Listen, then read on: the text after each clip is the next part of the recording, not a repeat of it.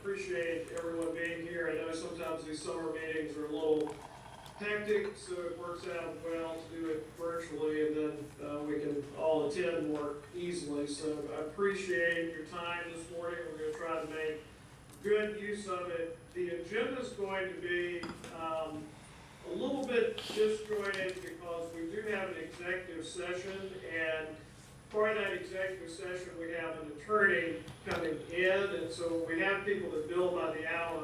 I don't want them sitting and waiting for us to go through other things. No offense to Andrew, but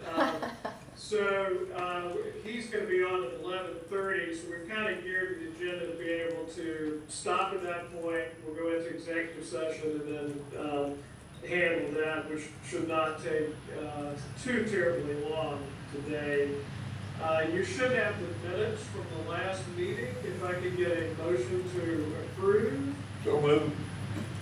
All right, Verb and Fain is seconded that. Mr. Daniel seconded that. All right, any discussion on the minutes? All those in favor say aye. Aye. Raise your hand. Good. All right, any objections? Seeing none, the minutes are passed. And Cedric, I'm going to let you roll right into your report, Dr. Adderley. Thank you, Mr. Prosser, and good morning, everyone. Thank you for joining us on this virtual meeting on this lovely Wednesday morning in the state of South Carolina. I do not have a PowerPoint this morning. I do believe we'll have quite a few presentations that will be including some type of electronic presentation, so you get to see my lovely face for the duration of my report. 25-26 academic year has come to a close, and a grand finale we had. I want to thank you all as members of our board for your ongoing support of our work this year and our work that you've given in previous years and the work that lies ahead. We made many significant accomplishments over the course of this year, and it seems like I say this every year, but I really do mean that this has been one for the record books. It's always hard to say that one school year has been better or we've accomplished more than years past, because I do believe that every year is outstanding at the Governor's School. But this year we've been really fortunate in finding a sweet spot of our work. And I believe that's what's been special about the Governor's School year after year. And that's what makes us that model for public education that I so often speak about. Because we take the students that South Carolina gives us, and they excel because of what we provide. As noted in my written report, as well as in the celebration of achievement that you received as an attachment, our graduating class included numerous state and national honors. And again, we want to highlight where students go beyond the walls of the Governor's School. Just like in years past, numerous full and partial scholarship packages primarily to the honors programs and arts programs of the colleges and universities within the state of South Carolina, but also some of the most prestigious art schools, conservatories, and others throughout the nation and some abroad. You'll also note that a number of our students decided to take a gap year and pursue collegiate education after that gap year. But you'll also note that a number of our students are gravitating toward the military and into the workforce, and we expect them to be very successful in those areas because of the transferable skills that we deliver on the campus of the Governor's School and in the workforce, and being able to be a working artist right out of here and pursue collegiate study at a later date. So we're really proud of the excellence that is reflected in our graduating seniors this year, and we know that they will be as equally successful as the classes that came before them. One of our biggest events of the year, I believe, was not only a marker for the year, but for the future of the school, and that was our presentation of Hadestown. It was a fully collaborative event across the student body, across our art departments, featuring 52 students in the cast and in the ensemble. Went through 4 sold-out nights on the campus, and as we move into our plans for continued collaborative events, that is a marker that we will hopefully keep in place for the even years where we have one fully collaborative event with all of our art departments participating, and on the odd years, some smaller but equally as impressive collaborative events between 2 to 3 units on the campus. If you participated, excuse me, as an audience member, if you came and viewed Hadestown, I think you would have been blown away. If you weren't able to make it, you certainly missed a historical performance, but I know that if we continue doing what we're doing, we will have many more historical, large performances like that, because they're really game changers in the instructional process for our students as well as what we're able to present to the public. So we're really pleased with the way we were able to come together and present Hadestown, the teen edition. Another one of our monumental events for the year, and Dr. Thomas is going to highlight that during the Dean's report, was the presentation of our student films. And I certainly won't steal the thunder of that presentation because you really have to see it to understand the level of excellence that is going on in our very new but very strong film department. But I think it's important that I also mention the significance of what occurred. Because our film presentations included not just a collection of student works from a new program, but a collection of award-winning student works by our young filmmakers. They are our first graduating class of film students, and I'm pleased to say they will go on to further study in film at the collegiate level, many with significant scholarship packages that are equal to those of our original 5 art areas. And those 2 things speak volumes about the fact that we built this program the right way and that it is on track to sustain itself in building a pipeline of young filmmakers for the Governor's School, but also ultimately the film industry in the state of South Carolina. We know that many of these students certainly want to go off and study and want to go off and have that Hollywood or New York or international film experience. But they also recognize from the ground level that there is a film industry being built in this state and they want to be a part of that. So if you were unable to join us for our film presentation, you will get a sample of that later on in this meeting through the Dean's report, but certainly for years and years to come on the campus, we will keep building strong student film productions and presenting them annually on the campus.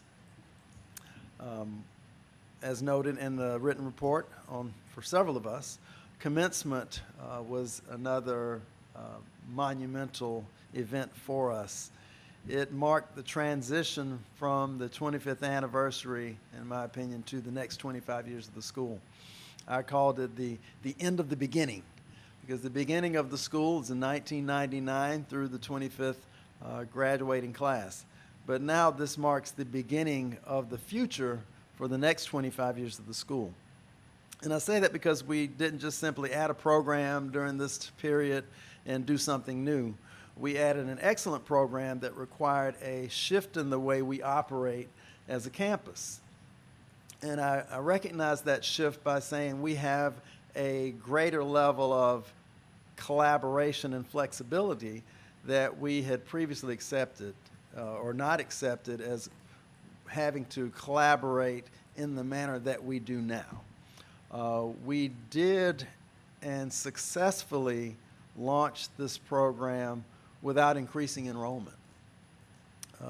We could not increase our budget by adding this 6th program, and we did not increase our instructional space. But we are now fully committed to this level of collaboration and this level of excellence by dividing this pie by into 6 portions rather than 5. And that took a level of commitment and a level of collaboration that we are fully committed to as a campus now, and we're stronger for that. So I'm really pleased to say that we've moved into this next 25 years and the beginning of the future full force and fully committed and fully excellent as one would expect by anything that occurs on the campus of the Governor's School. So this just required us to be more intentional with what we do and more intentional with the way that we work together, and we're much stronger a much stronger campus community because of this level of commitment with 6 healthy and continuously improving art areas working together. As I've said before, I have all the confidence in the world that the best days are ahead of us for the Governor's School, and we really appreciate the support you've given us in getting to this point as a board. Something that will make the next 25 years strong and productive for the school will be a supportive annual budget. And as you've noted in my written report, certainly we are at the level where we should know the details coming out of the State House very soon, but the state right now is in the conference committee. They're not expected to meet again and make any decisions until the primaries are settled. I know that everyone's been involved in watching what's going on with our elections as of yesterday, and we've got a few more weeks of work ahead of us as a state. But we believe that as it sits today in conference, that the requests that were agreed upon by both chambers are indeed safe, but we will wait on the official notice from Columbia. My biggest concern with what was not agreed upon by both chambers of the legislature is the discrepancies with the other operational expenses, primarily because of the effect that inflation has had upon us this year and will certainly have upon us for the upcoming years.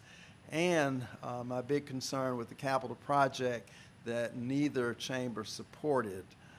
A year ago, as has been reflected in previous board reports, the gallery and instructional and flexible instructional space was split into phases with $1 million of the $6.5 million requested allocated. But with nothing being allocated this year by either chamber, it's unlikely that the conference will add to that, which will stretch the planning for that project out into multiple years of us not knowing when that will ultimately be funded in full. Again, with inflation and those both the cost of construction and supplies going up considerably year after year, it's going to take a toll on what we are able to do for our students in ultimately getting that instructional space and that gallery space constructed.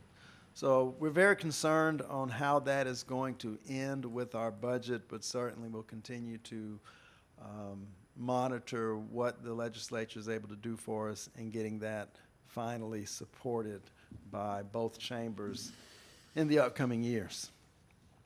But on a positive note, the capital project that we have in place right now, the dining hall, is moving along again.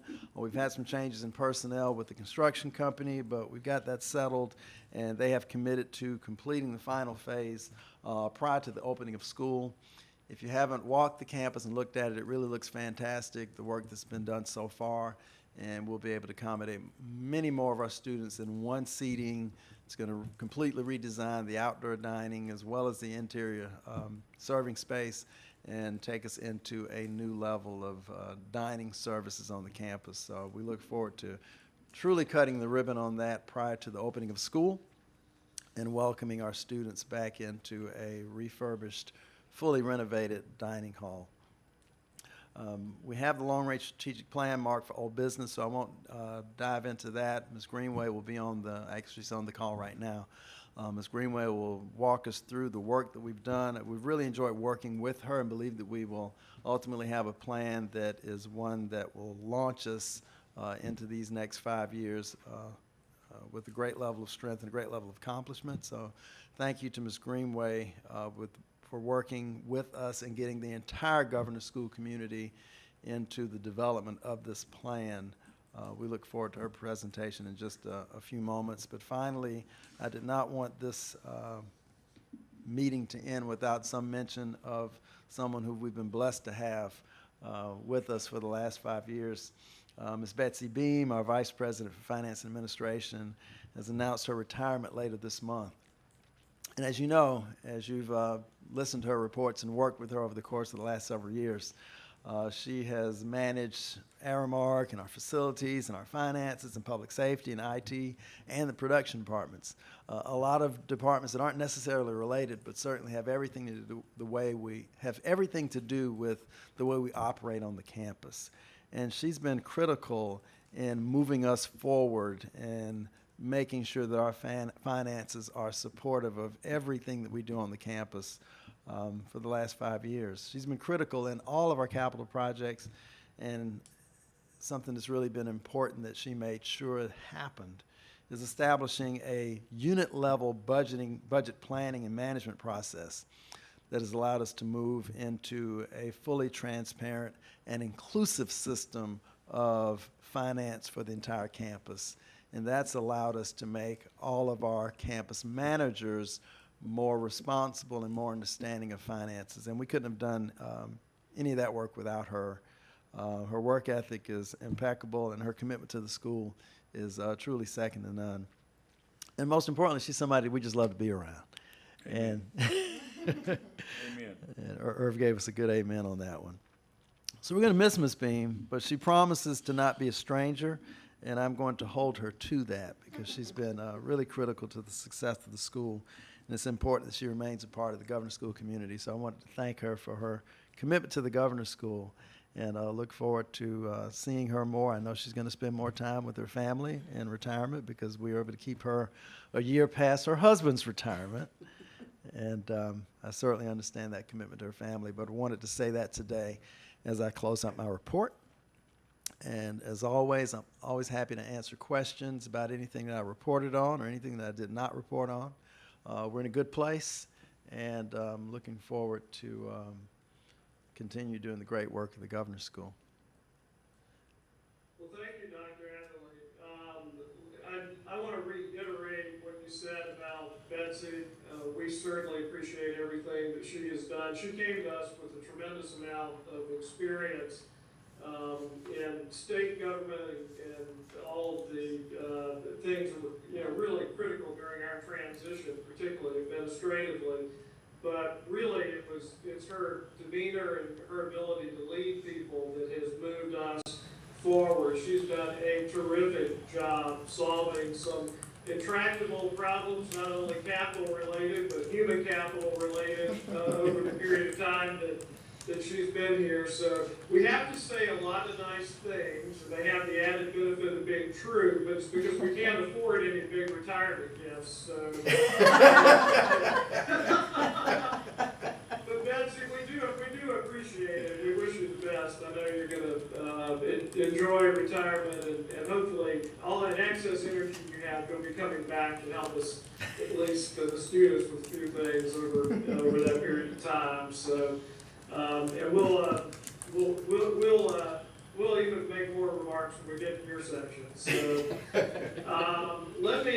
and if anyone has questions for Dr. Adderley on his report, you can either raise your hand physically or do the little hand raise thing on Teams. I'm happy to recognize people. I'm just trying to look here and make sure we don't miss any hard-hitting questions for Dr. Adderley.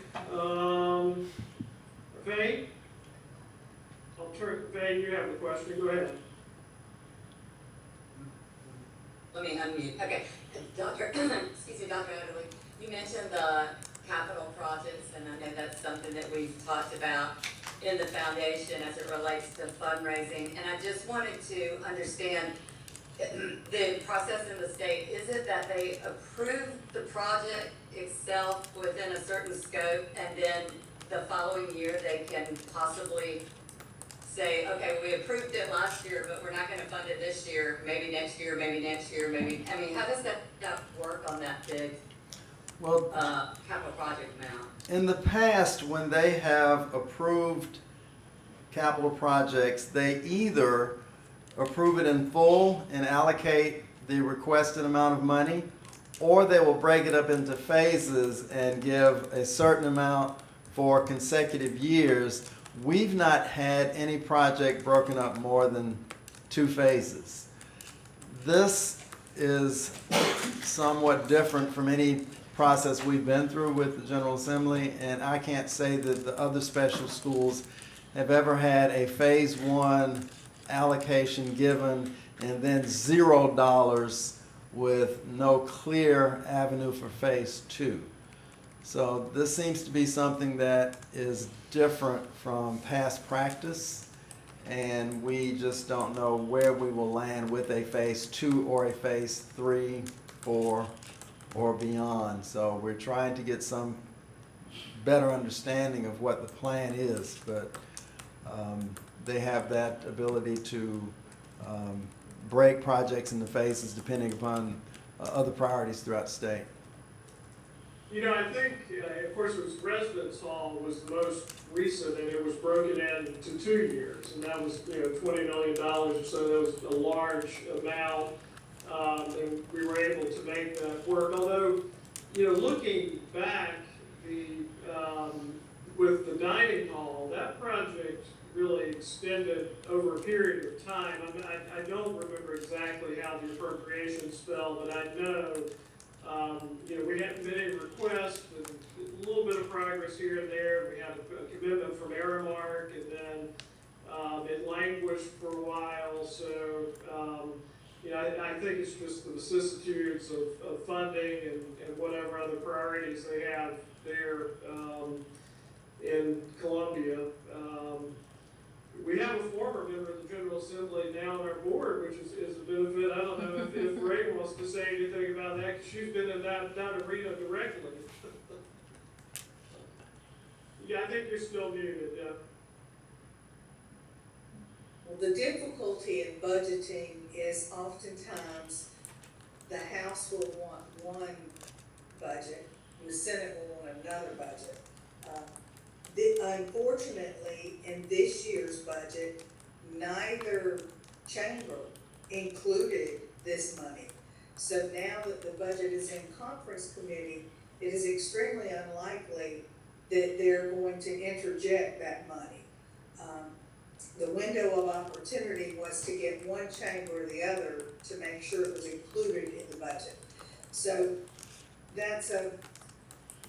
I guess that's a big suggestion to the board, that next year at the beginning of session, we all need to take a position to ask each chamber to include this, so that we're included early on and not an afterthought.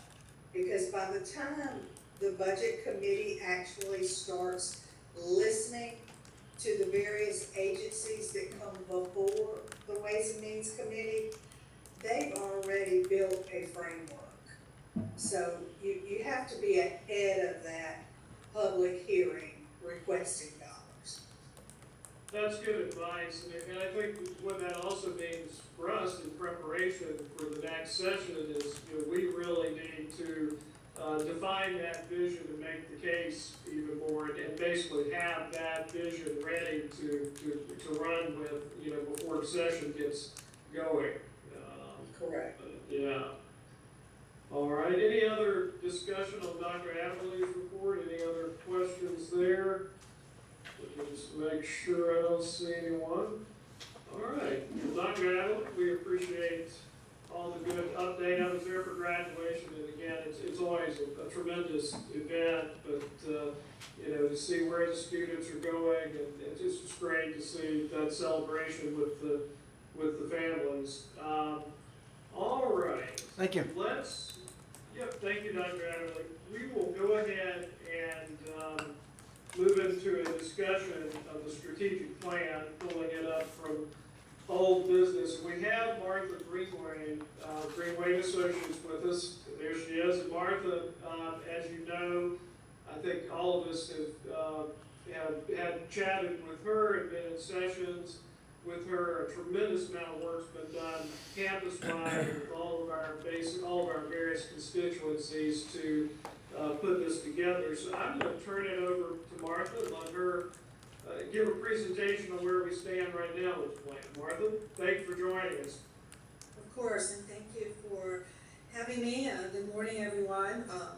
I am really pleased to provide an update on the strategic plan. The team at the Governor's School has done an amazing job of thoughtful work on this. And I do have a few slides. I don't know, Ashley, if we can start those. Yes, I'll bring them up right now. Okay, thank you. There we go. Great, and so if we can go to the next slide, these are slides that the board has seen before, but I understand not everything stays in one's head when many other things are happening over a 3-month period. So just as a reminder, we executed the process in 3 phases. So the first phase was our analysis phase.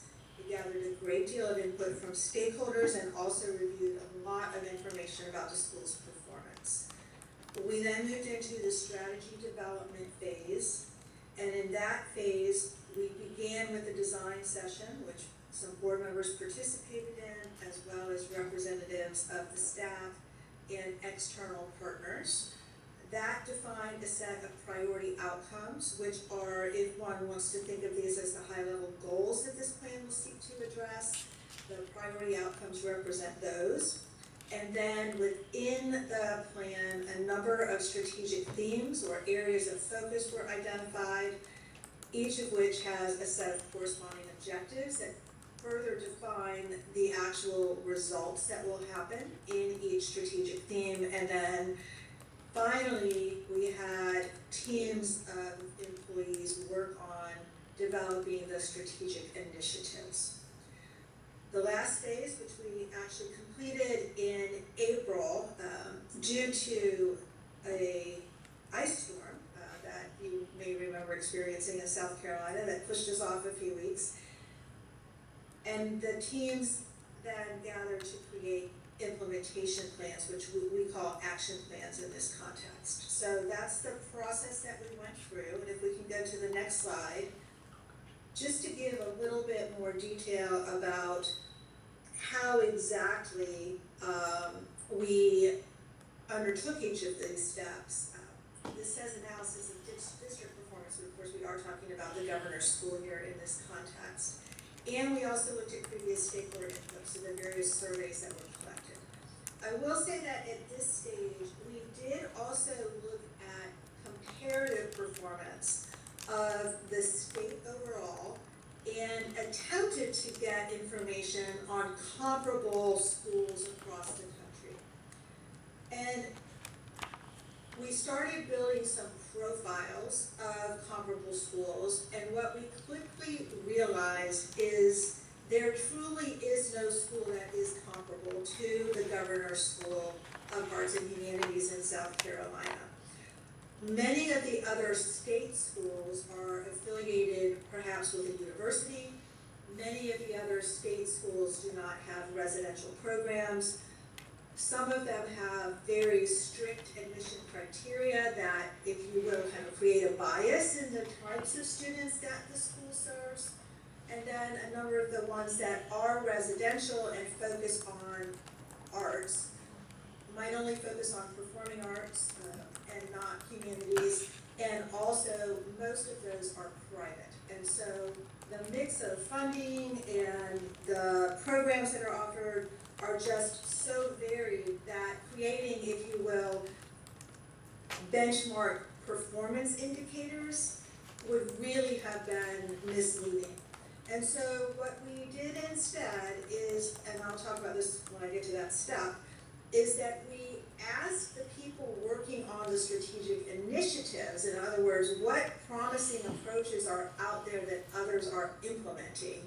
We asked them to consider other institutions and the practices that they were employing relative to a specific strategic theme and set of objectives. And so that seemed to be the most productive way to consider best practices of other organizations rather than looking at comparative performance indicators. We also engaged stakeholders in this process, and in the next slide I'm going to talk more about that.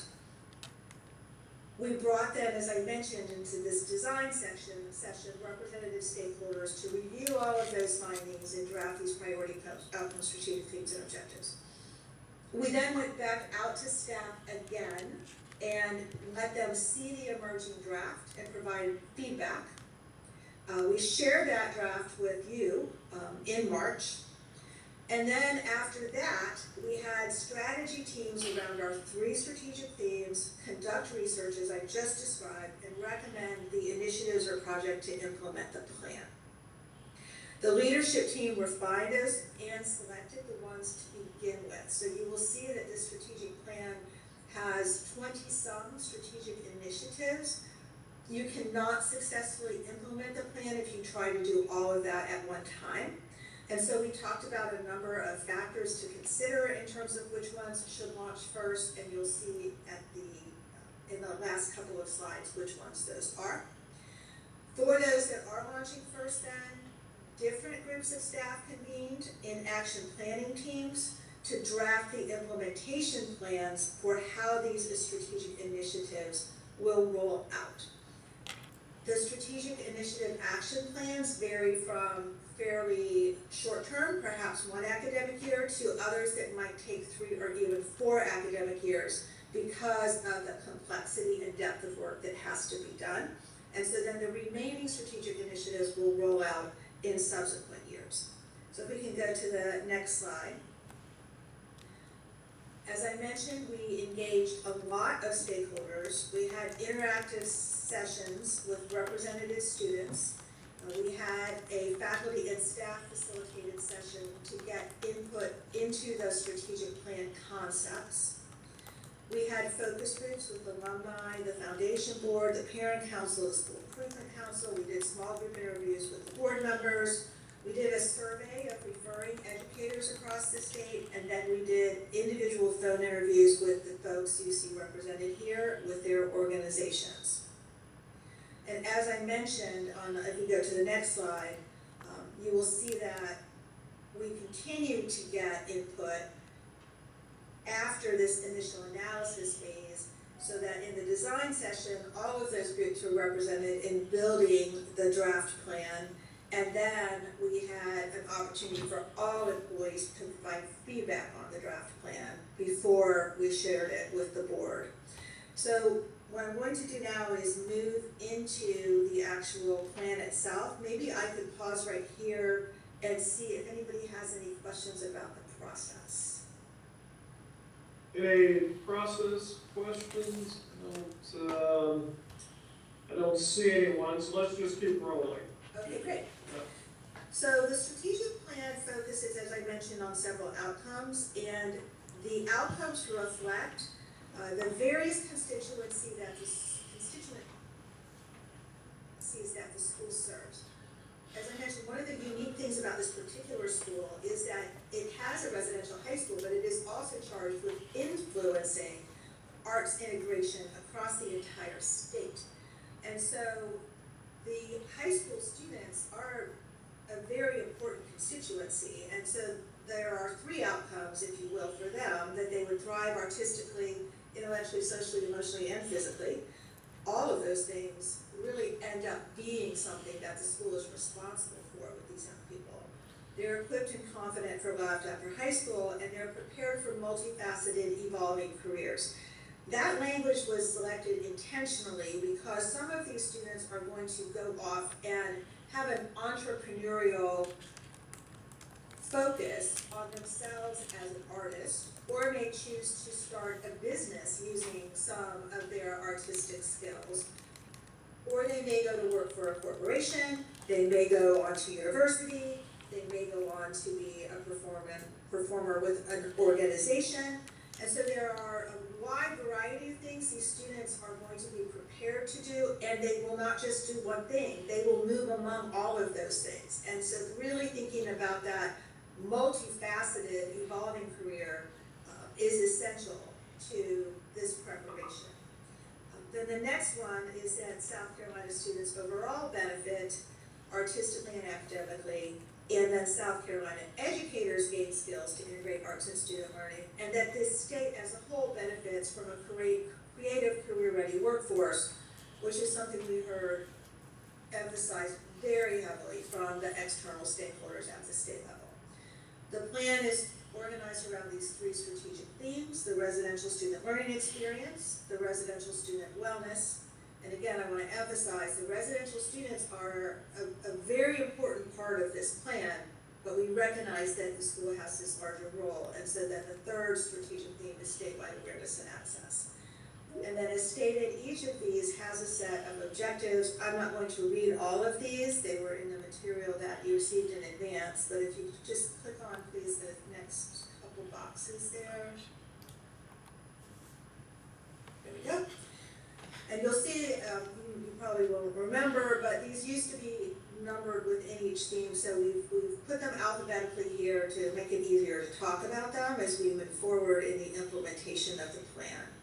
But there's a focus here on the curriculum, a lot of focus on collaboration among the employees of the school and the various programs, but also among the students. And one of the things we heard clearly from the students and alumni is that there is now very much a blending of artistic areas, so that a student who might be a stage performer may then have an opportunity to do film and then may want to actually write a script.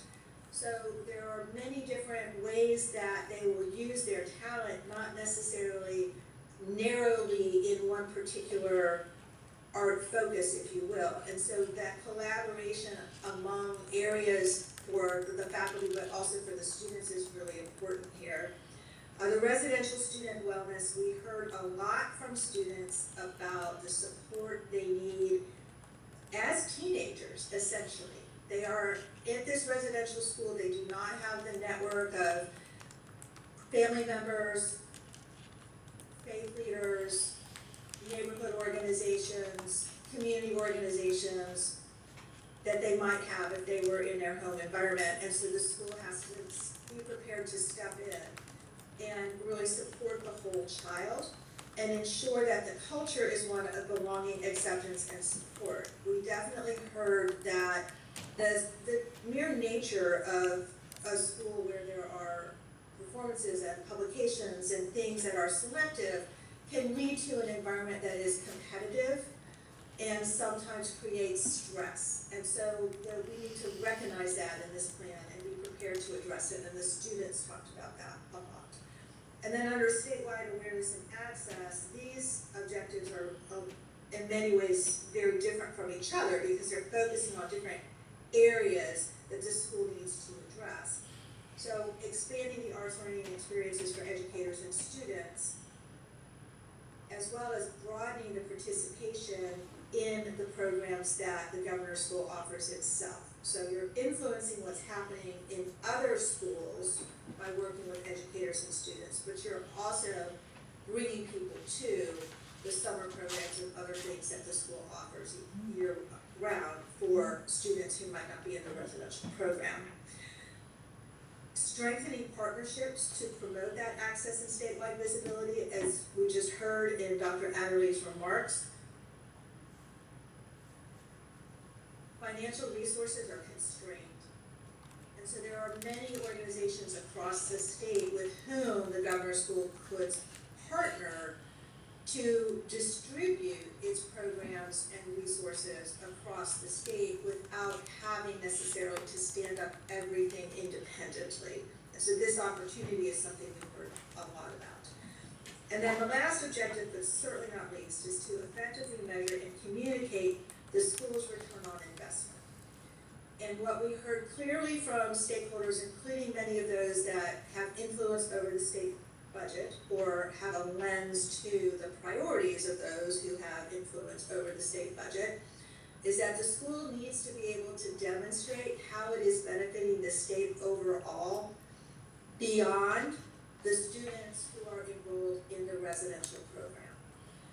And that not only needs to discuss how many other students or educators are served, but to demonstrate how this is benefiting the economy of South Carolina. So that is a real emphasis that is included in this strategic plan. And so if we go to the next slides, I'm going to essentially explain what's here. I won't read each of these, but what we've now done is filled in these strategic initiatives. So these are the large, multi-year, interdisciplinary projects that are aimed to really be transformative about how the school does its work, through which it will achieve the objectives objectives within each strategic theme, which will then ultimately lead to progress on the priority outcomes. And the ones that will be implemented first are in yellow. And so if we go to the next slide, you'll see the priority outcomes are the same for each strategic theme. The second, the residential student wellness, you can see the initiatives that are included there. And then under statewide awareness and access, you will note that this strategic theme has the most effort in stage 1. And that is largely because of the urgency around demonstrating this return on investment statewide. I will just call out Initiative 21, which is to develop and distribute a concise summary of the school's impact on the state. The belief is, and I believe the fact is, that the school has a lot of information about the impact of alumni and its faculty across the state and the benefits that it is generating statewide, but these perhaps have not been communicated as fully as they need to. So the first step there is to take what we already know and put that into a document that will address these objectives, and particularly Objective J. And then item 22 is to take on a larger project to really think newly about what a systematic objective approach to do that would be, while this initial report that capitalizes on what we already know is being distributed. So that is the work to be done. I mentioned the yellow initiatives have detailed implementation plans with timelines and responsibilities and resource requirements. And so Dr. Adderley and the leadership team are managing those, and those will continue to evolve over time. So then the last thing I just wanted to share with the board, we were asked to generate a couple ideas for names of the plan. These were two that I can say we came up with, although actually I came up with them. I have no pride of ownership if you don't like them. I do want to point out, though, that I think this notion of creative talent or cultivating creativity is something that will resonate with everyone, even if you have a workforce or economic lens, or if you have more of a traditional arts lens, because in this age of increasing technology and artificial intelligence and robotics, the one thing that those things cannot replace is creativity. And so demonstrating that that is, if you will, sort of the product of the school, I think it is an important thing to somehow communicate in the title. The report that you received in advance was a draft, and it was submitted with the idea that it is the school's document to edit and make its own. So I would ask if we have specific editorial comments on that report, that those could be shared with Dr. Adderley and Ashley, and that we use our time today to maybe to talk about higher level conceptual questions and comments, particularly around the content of the plan, or if there is anything in the draft report that you think is missing or needs a major overhaul. And then, of course, feedback on the names would also be helpful. So I will turn it back to the board chair to any questions. Martha, we appreciate all the work that you and your group have put into this, and also we certainly appreciate all the group that all of our constituencies, our alumni and parents and faculty and staff and students in particular put into it. You can tell there was a lot of work that went into it. I think it was a very good process, and there's a lot of good stuff here. When I look at it, some of the focus on the whole child and some of the wellness programs that come out of that, I think, are very beneficial. That's a challenge we've talked about for a long time. Continuing some of our interdisciplinary approaches to curriculum is very important. The flexibility in the arts scheduling, if you look at the spreadsheet addendum, there's some great ideas there. And certainly the impact piece that you mentioned, Martha, I think it's very important that we concisely compile and communicate that very powerfully. And I agree that when you talk about to a statewide constituency, workforce, that creativity element, creative approaches, because there's so much convergence in all of these things, and that's very much an important theme. The board, we just received this with with this packet, and I know hopefully everyone's had a chance to read it. This will not be your only opportunity, so we will, it's always, these types of plans, I think, always need to be fluid to an extent. So, we don't want to say this is done and this is it. I think we've got a lot of good things to work with.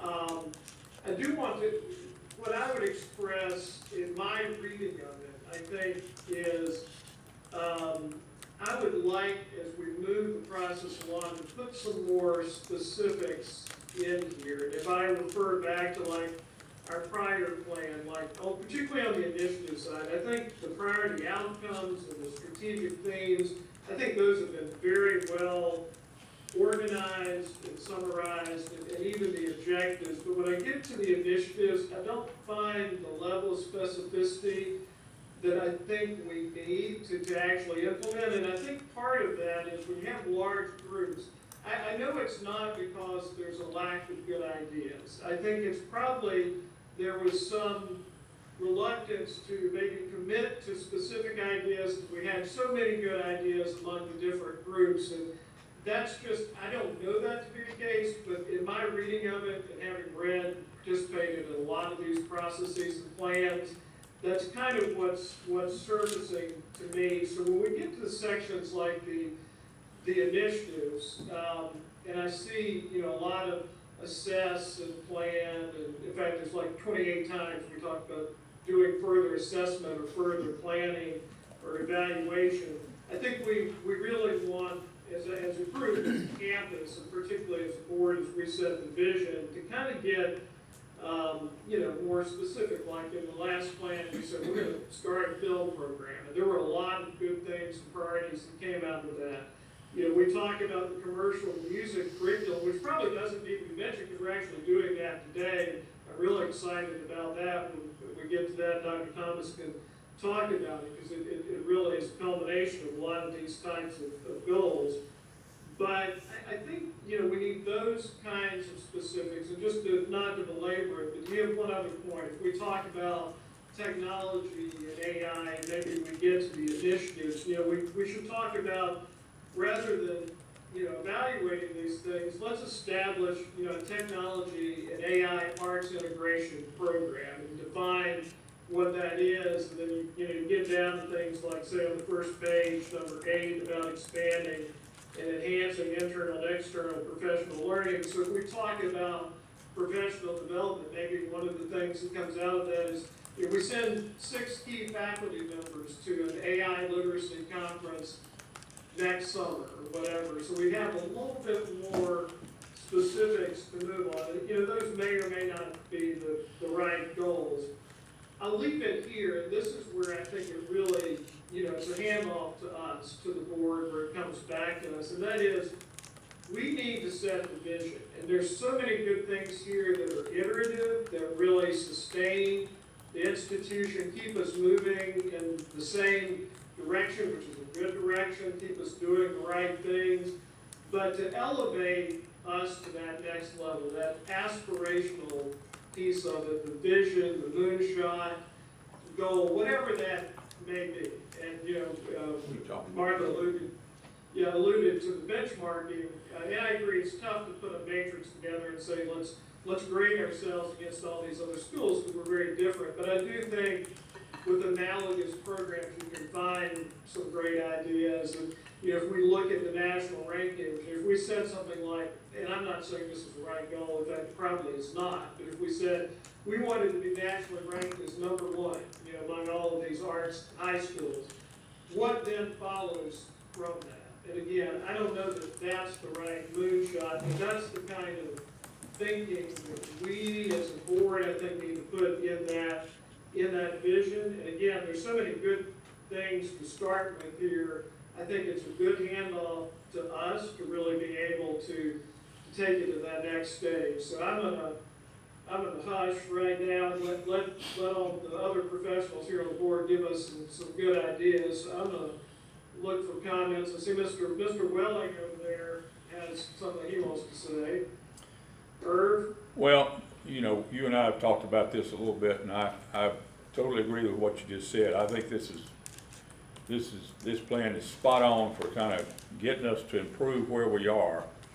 I think the idea of having a moonshot bowl kind of a vision is an opportunity that we have that could tie very well into what this is. And this is outside of the scope of what we ever set the strategic plan to be. So this is not something that we were looking here. But I really I'm attracted to this potential name number 2, cultivating creativity for South Carolina's future. I think that's got to roll around in my head a little bit, and maybe everybody else's too. But I think that's kind of picking up on something that gets me excited. And that's what a bold vision can do, is get people excited about where you're trying to go. So I really like what Martha and her team have done.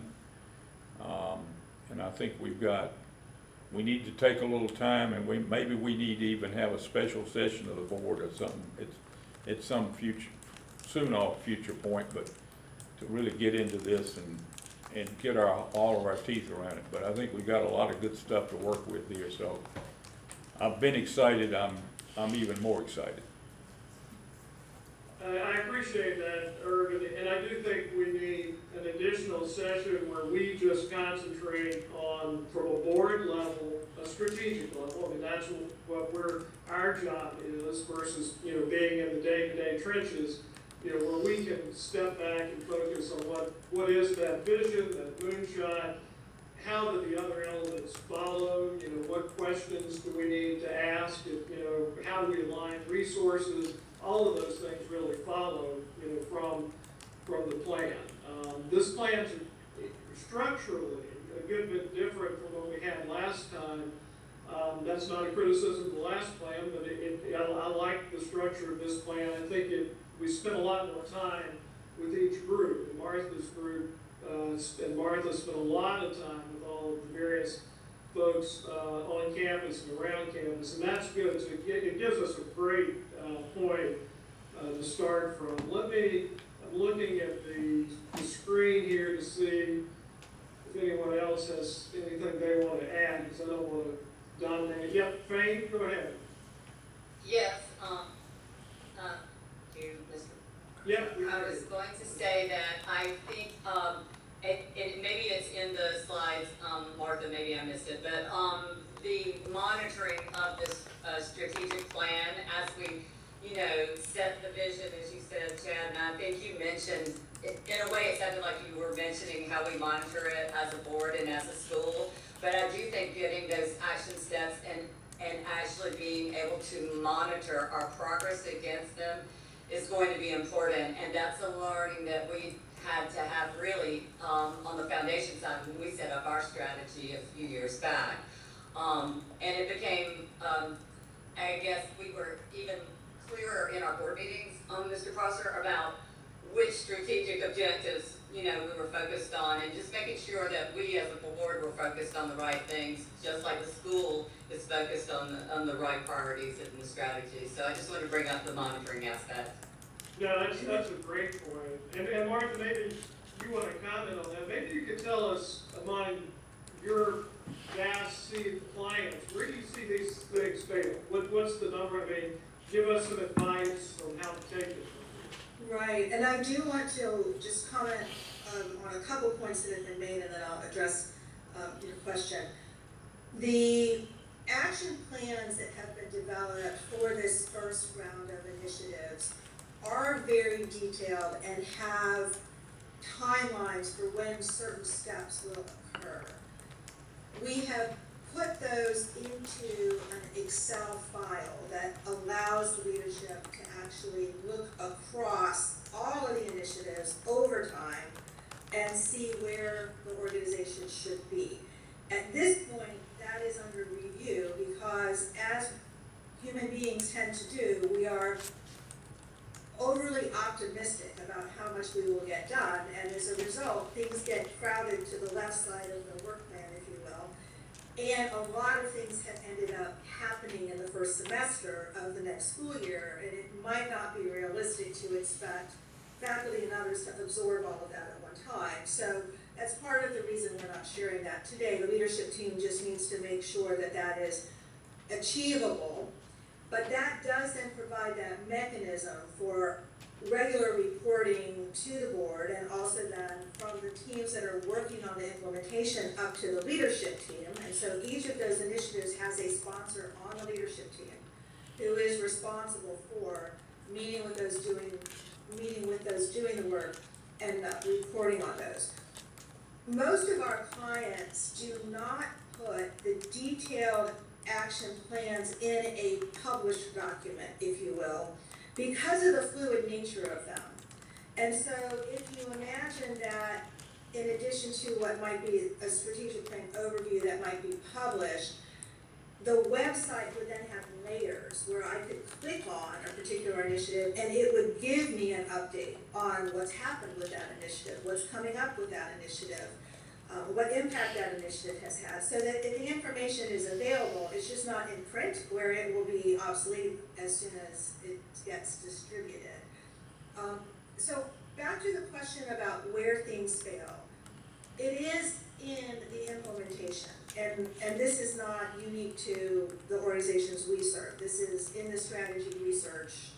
It is very clear that things fail in the implementation, and one of the first places they fail is that people don't do the detailed action planning at all. They just list the initiatives out there and assume that people are gonna wake up in the morning and know what to do on top of their regular job to move these things forward. So the fact that the discipline to create the initiative action plans, that the leadership team has assigned sponsors to those, that they are owning them. But one thing we know is that the plan will not go according to plan. And so there has to be regular conversation with the leadership team and with the board, not show and tell about here's all the glowy things that we have done, and not accountability, like if you didn't get it done, there's something wrong with you and your job's in jeopardy, but to problem solve, because we know we're gonna run into barriers. We know there's going to be resistance. We know that there are gonna be competing priorities that we can't even imagine right now that are going to end up on the school's plate. And so if you have the regular monitoring process, the richest part of that conversation needs to be about where are we having challenges and what is the leadership team going to do to help the staff move it forward. Because many of the issues that people encounter, they don't have the authority to address them, and so then they get frustrated, and then they go back and do the work that they were doing before. And so I think that is also the board's role, is to ensure that the resources are in place, and that if there is feedback that the board can provide, or resources the board can make available, those are things that you need to be prepared to discuss on a regular basis. And again, we don't want to create a situation where, failure is blame. Failure is inevitable, and we all have a responsibility that when we run into roadblocks, we overcome them, and we give people the resources and the influence that they need to overcome them. Because this plan came from the staff. This is what they want to do. Clearing the path and putting resources in place to enable that is really the leadership role. And if you can do that, then I think you will have great success with implementing this plan. And if you implement this plan, then I think you will have great success in achieving the outcomes that are stated. That's some good advice, and just for the benefit of the board, we email the Excel spreadsheets, and that's the more specific document that Martha's referring to. It's kind of the Gantt chart sort of format, and I think that's a really good format, and I agree with you. We can't have everything crowd to left. We're gonna have to spread some of these initiatives out over time, certainly. So that's where a little bit more work comes in for us and for the administration and faculty and staff. You made one important point, and I think this is crucial in leadership, and that is dealing with what I always call blockers. And when someone comes up against that blocker or an impediment, that's leadership's job to clear that out of the way to help resolve that. And in some cases, that might be at the board level, it may be at the president's level, it may be at the dean's level, it could even be something at the level of the General Assembly legislatively that has to be changed or modified. So we do need to be very cognizant of those things and doing our job to remove those blockers so people can get out and do these wonderful things that we all want to do. So I think what I would say to the board is, as you have time in particular, look at that spreadsheet, the more detailed pieces of it. This is more of an editorial comment, so I won't go belabor it, but I do think a little bit of specificity needs to surface from that, maybe into the initiatives on the strategic side, but that's something we can work through as we kind of bat the ideas around as a board. All right, others, I'm looking for other people to give us some words of wisdom here. Dr. Finnessy, you look like you have something good to say. I think you're muted. There you go. I'll just say I love the looks of this plan. I think it represents a great vision for the next phase of what the governor's school is going to be. Also, I can and say I like the second option as a potential name for the plan. And something that hits home for me that you said, Martha, is that when you're looking for other examples of a school like this across the country, you can find one that's exactly like it. So the uniqueness of it, the specialness of it, and what it does for students and for the state of South Carolina, it's so exciting to me. I don't know exactly what to do with that enthusiasm, but I feel really fired up hearing that, and I just think like this school would be a reason that people would want to be in South Carolina and have their children be educated in South Carolina because of the opportunity it represents. So just making it a jewel not only of our state's public education system, but just a national model for what arts education can look like. Like, that's exciting to me. So that's not very clear advice, but that's just the thought that I'm having. I'm listening to the discussion and reading the draft plan. No, that's great. We're an asset for the state, and all of our students obviously come from within the state, and the level of excellence that we portray and execute on and want to continue to push is of a national or international quality. We're not competing outside the state for students, but we are competing with the world in terms of what we are trying to help our students achieve. And I think we are very unique in that sense. Other comments from the board? And I'd also ask Dr. Adderley and our deans, Dr. Thomas and Dr. Burns, if you have anything you want to throw in on the strategic plan at this point, this is your chance to tell us. I can't see the boardroom it's only one little image here, but I don't anybody think, in the boardroom? Yeah, go ahead. nobody's really volunteering to insert anything, but I do want to reiterate that we really appreciate. I just want to reiterate how inclusive the process has been, and we've had input from so many levels, not just across the campus, but across the state, and it really gave us a good understanding of the needs and the desires and the potential for what we can do for this next phase. And I think we all learned a lot from your critique of what you feel is necessary to put some more specificity into the initiatives, and certainly we'd look forward to addressing that. But primarily, I just want to say how good this process has been for us in working with Ms. Greenway to really analyze our successes as well as the things that we could have done a little bit better, and making sure that for this next group of students we keep charging forward. So it's just been a good process to go through at this point in the timeline of the governor's school.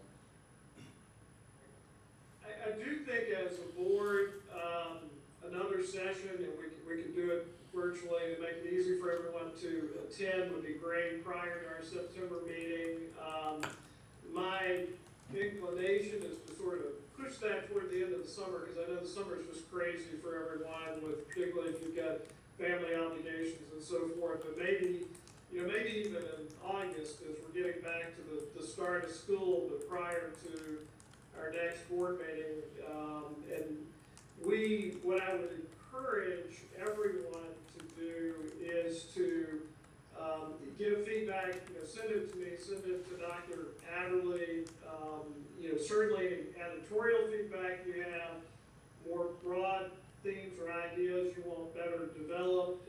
If in the meantime we can do that, and I will send out some emails to pester you in the meantime, in the interim, to try to get some ideas flowing.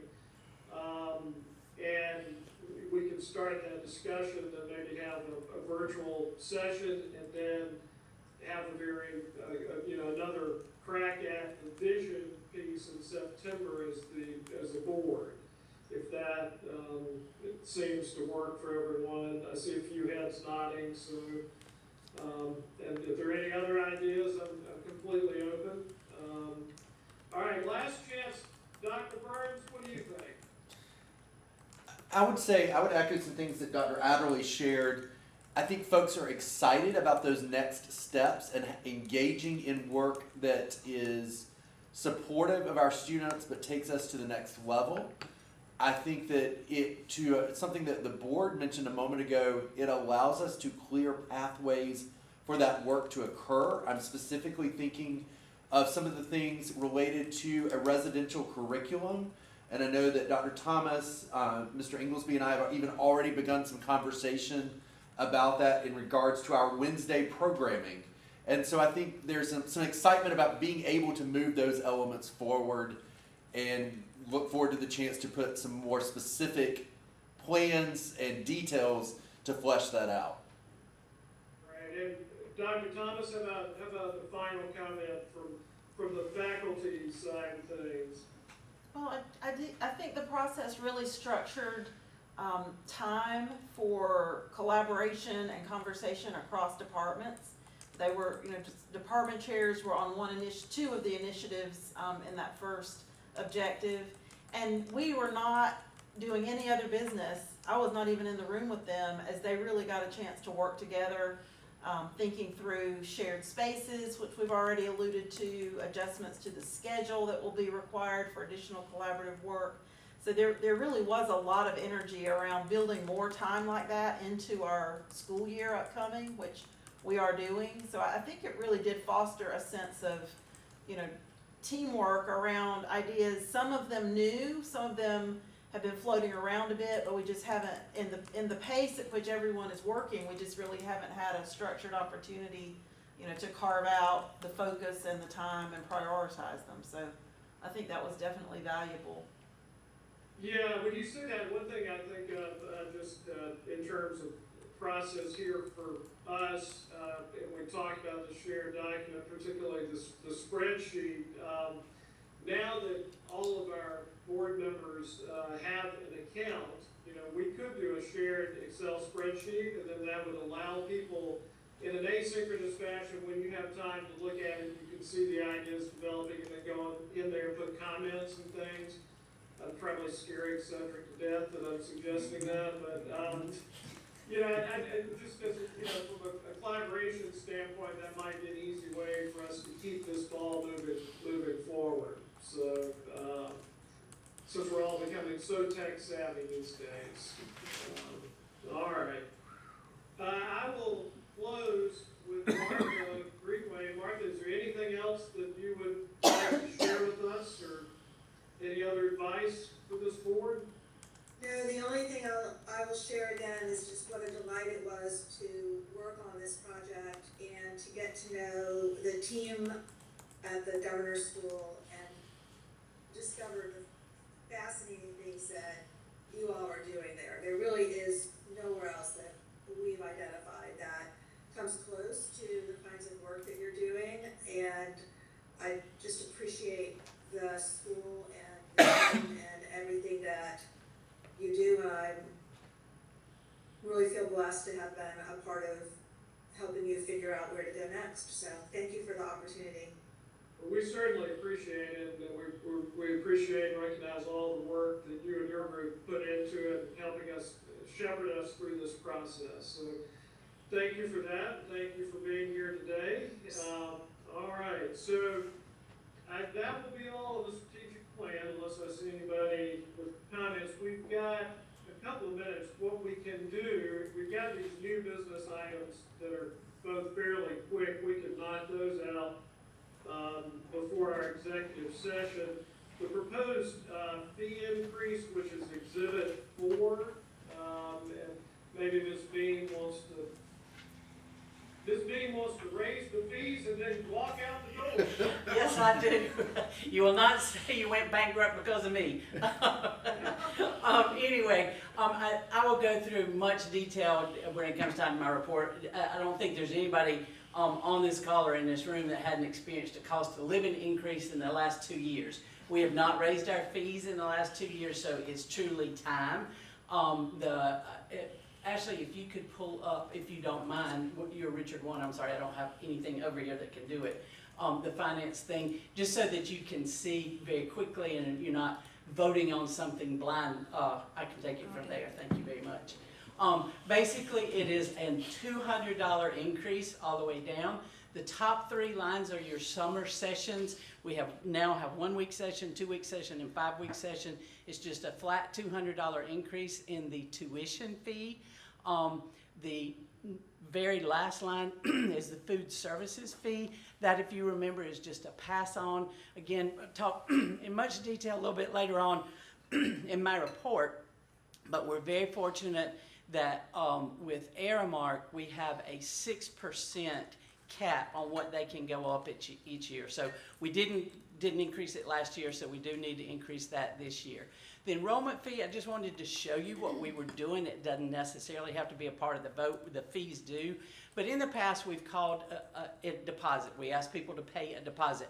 Well, that got really confusing to people because if they left a clean room, they wanted their money back. So we need to change that. And thanks truly to Dr. Burns for helping me figure out, let's call it enrollment fee rather than deposit.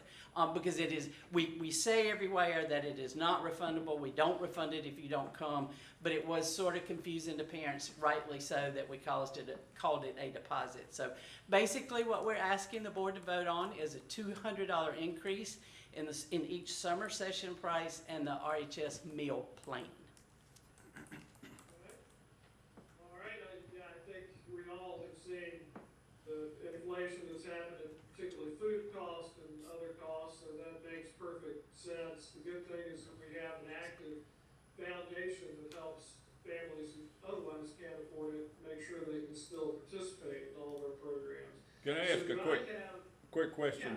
Yeah, Just while we're on this, I mean, I know about the food, obviously, but with these summer programs, does the foundation also provide that for people that can't otherwise afford it? So. Yes, we are. Matter of fact, we just did that this week for the foundation.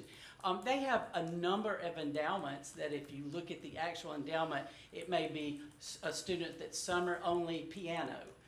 Maybe a summer only from Berkeley County. So yes, Yeah. there maybe not as much in summer, but we certainly click every endowment that we possibly can, okay, so that they still give us the same amount of money, but we want to make sure that we do it fairly as well to them to try to get as much out of their endowments that they have for meal plans. So we work really hard to do that. I think that's important for several reasons, but one of which would be that we don't create sort of an eliteness in the summer program that doesn't represent what the state's about and so forth. So, absolutely, absolutely. And I can tell you this year we have 39% that are getting financial aid in the residential high school and 29% in summer school. Okay. So, And our chair, our foundation chair, Fane, wants to address it. If this were Jeopardy, Fane, you would be the person that wins the buzzer contest every time. You're good. Just say the word finance and just go ahead and call on me.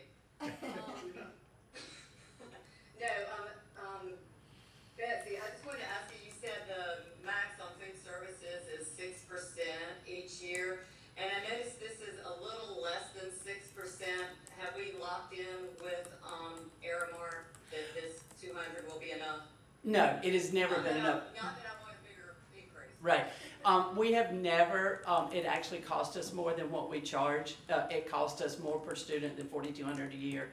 So, but we have as the board and as a school, we're going to eventually price ourselves out, and then everybody's gonna be on financial aid. So we've tried to keep it, as affordable for families as we possibly can, and then the school absorbs the rest. So about what does the school absorb on the Yeah, year? percentage-wise. This particular year, and it's on down in my report, I believe it's just under $200,000 is what the school will pay. Okay. And the foundation will be committed to like 260, and we'll have about 200 left. Okay. Okay, right, okay, that makes sense. Thanks. All right. Any other questions on that? I'll take a motion to approve the So fee moved. increases. That's great. I have a motion for Mr. Welling. Is there a second? Let's see here. I can't see. I just don't like the Ms. way. McDaniel, you want to second that? All right, there we go. We got a motion and a second. Any further discussion? All those in favor say aye. Aye. Aye. Anybody opposed, nay? All right. Thank you. We pass that. Thank you, Ms. Bean, on that. And this is 11:17. We've got time. Let's go ahead and talk about the commercial music curriculum.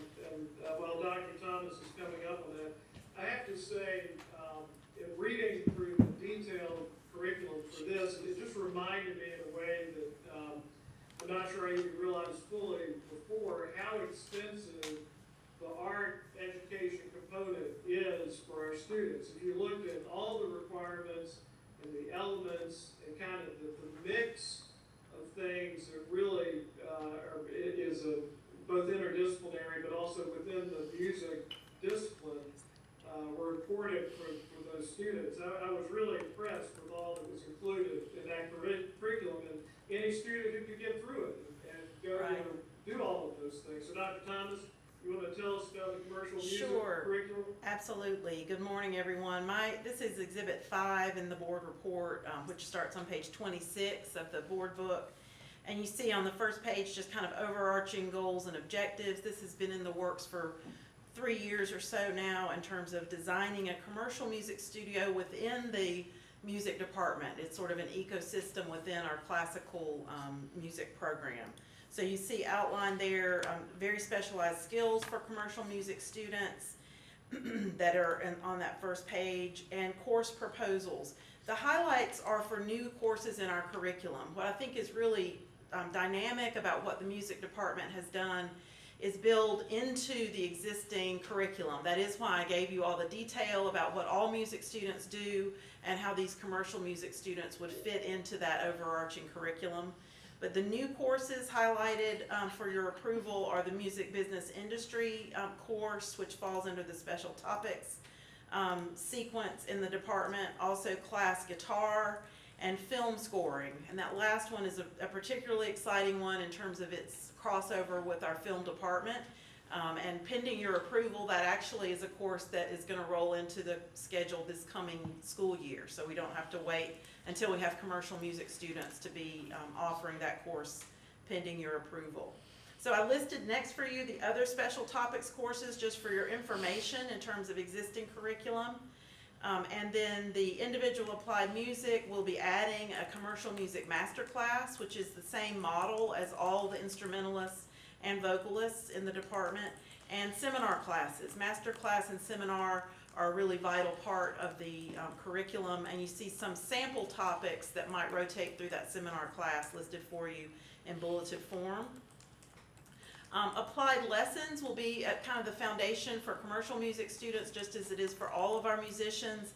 I did highlight for you some differences that are possible pending your approval for the senior capstone recital, that we really want to build flexibility for this senior presentation to be really geared toward the individual interests and career goals of these commercial musicians. So it could be a recital, it could be a collaborative performance, it could be a recording project or some sort of internship style experience where they're actually working with someone in the music industry, and involves, you know, collaboration locally, potentially in Nashville or in other locations if we're able to work out some of those connections that we do have, thanks to some of the school's friends. So the senior recital for students who make it to or in the final year of this commercial music program, we wanted to build as a flexible model for the type of musician that this will serve. A commercial music lab would take the place of jazz combo in our ensemble applied music, which would give these students that same ensemble experience that you saw outlined for singers and instrumentalists. And so all of that, we thought it might be helpful for you to see how this plays out across a sequence of courses. So the last part of my proposal is that scope and sequence of up to 3 years of curriculum. This would be a program that's open to sophomores. And so you kind of see through the week how the students move through the courses that have been outlined and highlighted in the first part of this proposal. Just so we have gotten as far to see if this is possible. It's a busy life, but it seems to be something that would be really appealing to a really new type of music student. We see this as having a lot of potential for recruiting in music, as well as we've talked earlier in this meeting, just preparing students for really multifaceted, you know, contemporary music careers. So I think all of our music students would benefit. Those special topics that are built for commercial studio students would be open to other music students as well to choose from. So even if they didn't come into that program with that specific focus, they would have an opportunity to explore some of this curriculum. Great. Dr. Thomas, I want to thank you and reiterate how excellent this program is. I'm very impressed with all that is included here, and I think it creates a lot of new potential opportunities for graduates, and as you said, other students to participate in these programs, and get a broader experience while they're there in the schools. So, let me go ahead and get a motion to approve, then we'll have any discussion. Is there a motion to approve the new curriculum? So moved. Okay, yep. Ms. Lee, and seconded by Mr. Welling. All right, so I have a motion and a second to approve the commercial music curriculum. Any other discussion on the curriculum itself?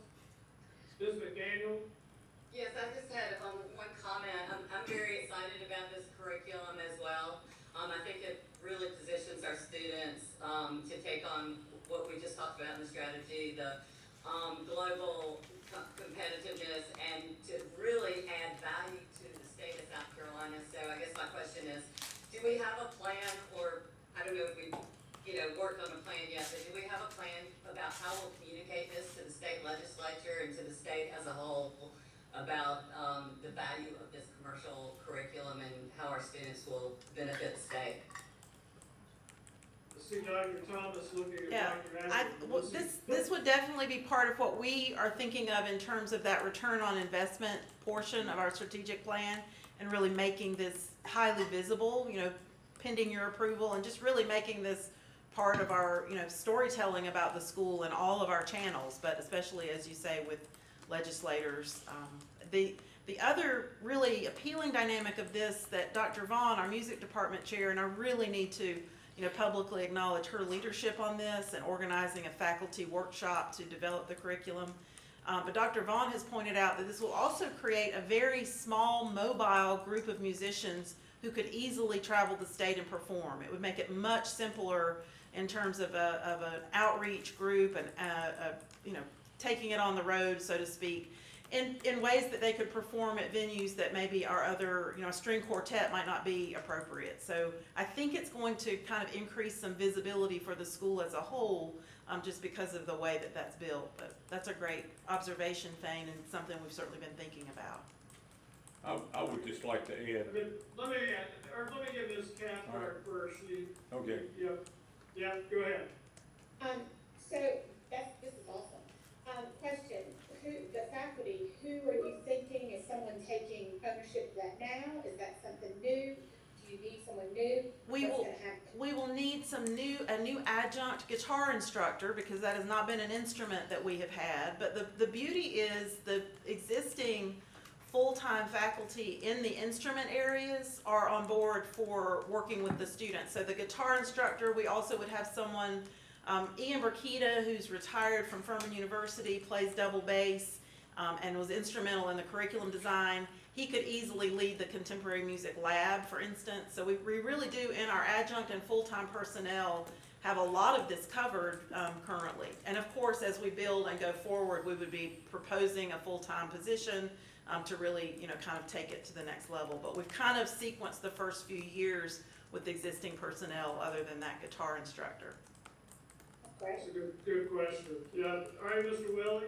I just wanted to add to what Jennifer was saying and what Fane's question was, that I think how we communicate this to the General Assembly and so forth is, we have to be comprehensive in this. We can't just talk about simply a return on investment in this particular area. Our message needs to be comprehensive, how we're doing it in all areas. And this is a great one to focus on, but it needs to be broader than just that, or any one thing for that Well, matter. and I completely concur. If I could add, like film, this shows us continuing to do Yeah. new things, to Right. continuing to build. Right. Like the future forward idea of the plan is embodied in this kind of Yeah, work. So we just absolutely. need to really make that Yeah. seen. That's a good point. I thought the same thing about film. This has a hook similar to film, both in terms of commercial potential, but just the broader, more contemporary Mm-hmm. appeal of it. And Ms. Pinillos had there we go. All right. Go ahead, Kathy. I was just gonna add that I'm happy to help make connections with Dr. Brandon Goff at Francis Marion. He's an amazing faculty member there, and he oversees the music industry program, and we have a recording studio on campus as well. He also is a music producer himself and produces for Lady A and several other big brands and bands Great. in Nashville. So our students were able to make connections with real people in the industry, Yeah. as well as go on and do some cool things for them while they were students, and then they are now working in the industry post-graduation. So I'm happy to help make that connection. That would be because so I'm very helpful. interested in this program. Great. I would really appreciate that. Thank you. Perfect. Mr. Salibi?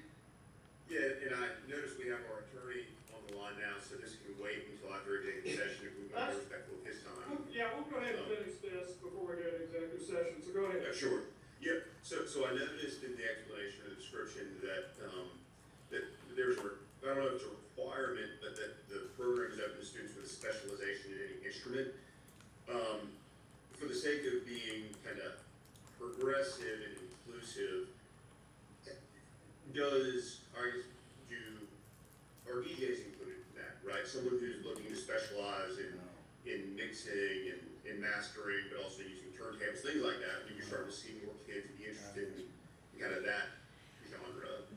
That's a great question. There are technology elements for students who really have an interest in that. We've actually had vocalists who do incorporate that in some of their performances. But we really, at this stage, are not considering that as an instrument on which a student could audition. But if there's a skill set there, then that is certainly something we could foster.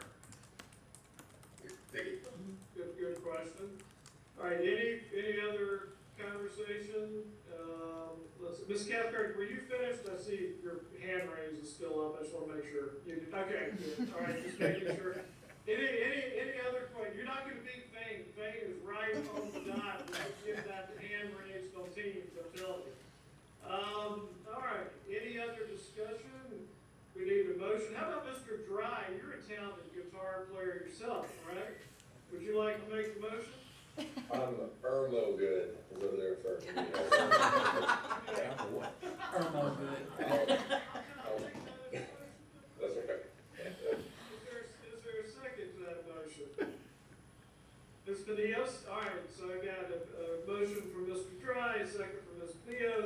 other discussion? All those in favor say aye. Anyone opposed, nay. All right, that's approved. Thank you, Dr. Thank Thomas. you. That's a great program. All right. So, as Mr. Sleepy mentioned, we do have our attorney on board here. We've got a couple of new board members. I'm not sure if you've been here for executive session, so let me just explain real quickly how we do the executive sessions. Obviously, there are limited reasons for which we can go into executive session that are outlined in the statutes, 30-70-4, which defines what we can do as far as going into executive session, or 4-70, excuse me, I got it backwards. And in this case, we do have some pending litigation, and we have an attorney that's going to give us some legal advice on that, so that's the narrow parameter for which we will go into executive session here in a moment. In executive session, we do not take any votes, we do not take minutes, or take any action. We come out of executive session if any action is needed. I don't think there will be any motions today, but if action is needed, it's taken after we come out of executive session. So just to kind of preface that, because we are virtual and we're dealing with the live stream of the conference room, we're just going to take a moment to transition here. For the record, the attorney, Charles Turner, is with us. He's with Wilson, Jones, Carter, and Baxley. I think he is there in Greenville, but he is going to give us advice on a pending legal matter. So I will ask for a motion to go into executive session. I could have a motion. Okay, I got Mr. Witt and Ms. Neo seconded that for going into executive session. All right, so I'm going to take the vote to go into executive session. We will have a minute to transition as the conference room clears, and then we will come back and it will just be the board as well as Dr. Burns and Dr. Adderley who will be in executive session with us. So all those in favor of going into executive session say aye. Aye. Anyone opposed, nay. Okay. So thank you. As we go into executive session, if you need a quick break, now is the time to take it. We're just going to let the conference room clear, and we will be back within a minute here.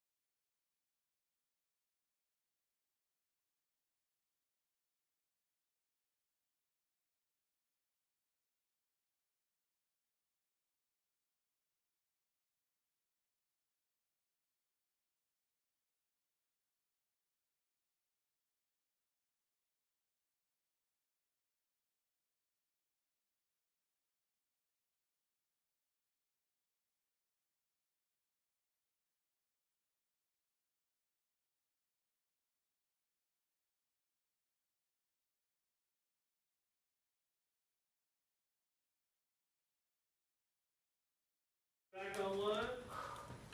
Not yet. Wait, Not yet, okay, just let me know. Okay, oh, yes, we are now, yes, now. Okay, all right, we are back in public session. I will take a motion to come out of executive session. Is there a motion? So move. Yes, thank you. Mr. Welling, Ms. Neos, seconded, so we have a motion and a second to come out of executive session. All those in favor say aye. Aye. Opposed, nay. We are out of executive session. We went into executive session under, the state's code 30-4-70, 82, to receive a briefing from our attorney on a legal matter. No action was taken in executive session. We're now back in public session, and we will continue with the agenda. And I want to thank again, Chuck Turner, our attorney, for being with us this morning, and we'll let him get back to his real job, and move on. So we have a few other things that we need to handle today. We're going to go on with the financial report. Another special item on the agenda is this will be Ms. Bean's last financial report. Do we have streamers or anything? No. Dry ice? Silly string. Some kind of effects? I mean, Cedric. There are plenty of effects in this room, trust me. Believe me, and one of them that you saw, Betsy, that I will be eternally grateful for is you got that air handler thing. Those of you who were not on the board years ago, we had an air handler that hung right over where the chair sits in our boardroom, and then when it would come on, it was like a jet engine taking off, and you couldn't hear each other. So Ms. Bean solved that among many other problems. Well, I remember specifically telling that vendor, the board chairman will never say to me again, I don't want to hear that noise anymore. So thankful that one is done. We will go ahead with the financial report though. One of the things, and I'm going to get to where we are in just a second, but I'm not going to review the report. Y'all certainly have read it, but a couple things that I want to highlight under facilities. First time in 5 years, so I leave here so excited. Facilities is fully staffed. That has been a bear to get done. We've had off and on, so so excited to be able to say that department is fully staffed, and it's not just fully staffed. It is fully staffed 7 days a week, 2 shifts. That's amazing. And the whole time I've been here, we didn't have weekend people, so I'm so excited to have that. We even have a 3rd shift cleaner now that is so much better for the classrooms to be clean when there's nobody here. So we are so excited for that department. And I'd be totally remiss if I didn't say, as of this morning, I was meeting with a vendor this morning, and he made a comment to me. He said, Ms. Bean, he said, they sent me several years ago to a school all the way out in Arizona. And I'm like, okay. And he said, I had to learn how to give 5-star treatment to customers. And he said, when I watch your facilities team meet with the teachers, talk with the students, and work with us, he said, they're all 5 stars. And I thought, wow, that's amazing coming from an outside vendor. So kudos to that team as they ramp up and do some great work. Also, as a part of the celebration, the finance team, we are celebrating a couple things this time. 2 of them in your report. We had about a month ago a team come up from Columbia through shared services to go through all of our assets. They were extremely, talking about how well we were doing. And one of the comments they made was that how impressed they were that we could find all of our assets. I wasn't sure that that was an option. I just assumed that if you spent state money and you bought a piece of equipment, you needed to know where it was.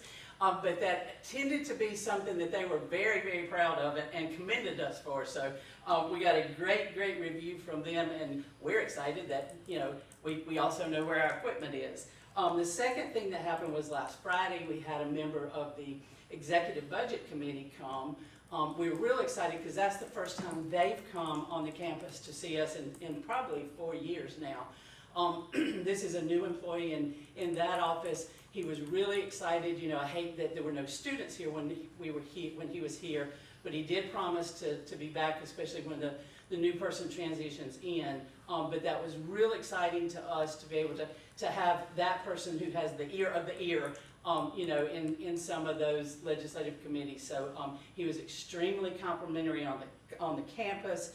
We went through the budget. We did talk about it. Dr. Adderley gave you an update a while ago. He did confirm with me that, you know, everything has rolled over except the one other funding that we asked. And while the House voted for $500,000, the Senate voted for $1 million.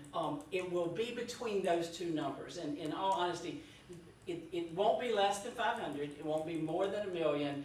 But as much as I tried to argue that the intent was that the Senate was just adding the $1 million back to the 5 already, it will not be the 1.5. So somewhere between the 5 and 1 million, that's the only thing left on our particular budget that still has to be voted on in conference committee. So I do think that there will probably not be a budget ready by July the 1st. I think we will go into concurrent resolution with that. And all that means, just so you're aware, is that what we have right now, the fiscal year budget that we're working on right now, simply rolls over to next year. Once a new budget is then signed by the governor, all of that money comes back off of the book, so to speak, and the new money goes on. So the month of July, we will be very careful. We will, you know, try not to spend a whole lot, try not to encumber a lot, because all of it has to literally be pulled back off and put back on. So hopefully it won't be more than, hopefully a couple weeks in July, maybe even just a few days. But I don't think, because there has been no vote as of today, that even it would be time for it to get approved, get to the governor, have enough days, and get signed by the 1st. Just trying to be a little bit realistic there. So anyway, that's kind of where we are with finance. Information technology, we can never say enough about the IT committee. Obviously, I don't think we can have a board meeting without Richard sitting in a room. So anyway, kudos to that committee. We have reported for several months now that we're expecting the cyber security assessment. That has moved up, you'll see in your notes, that has moved up to June rather than the fall.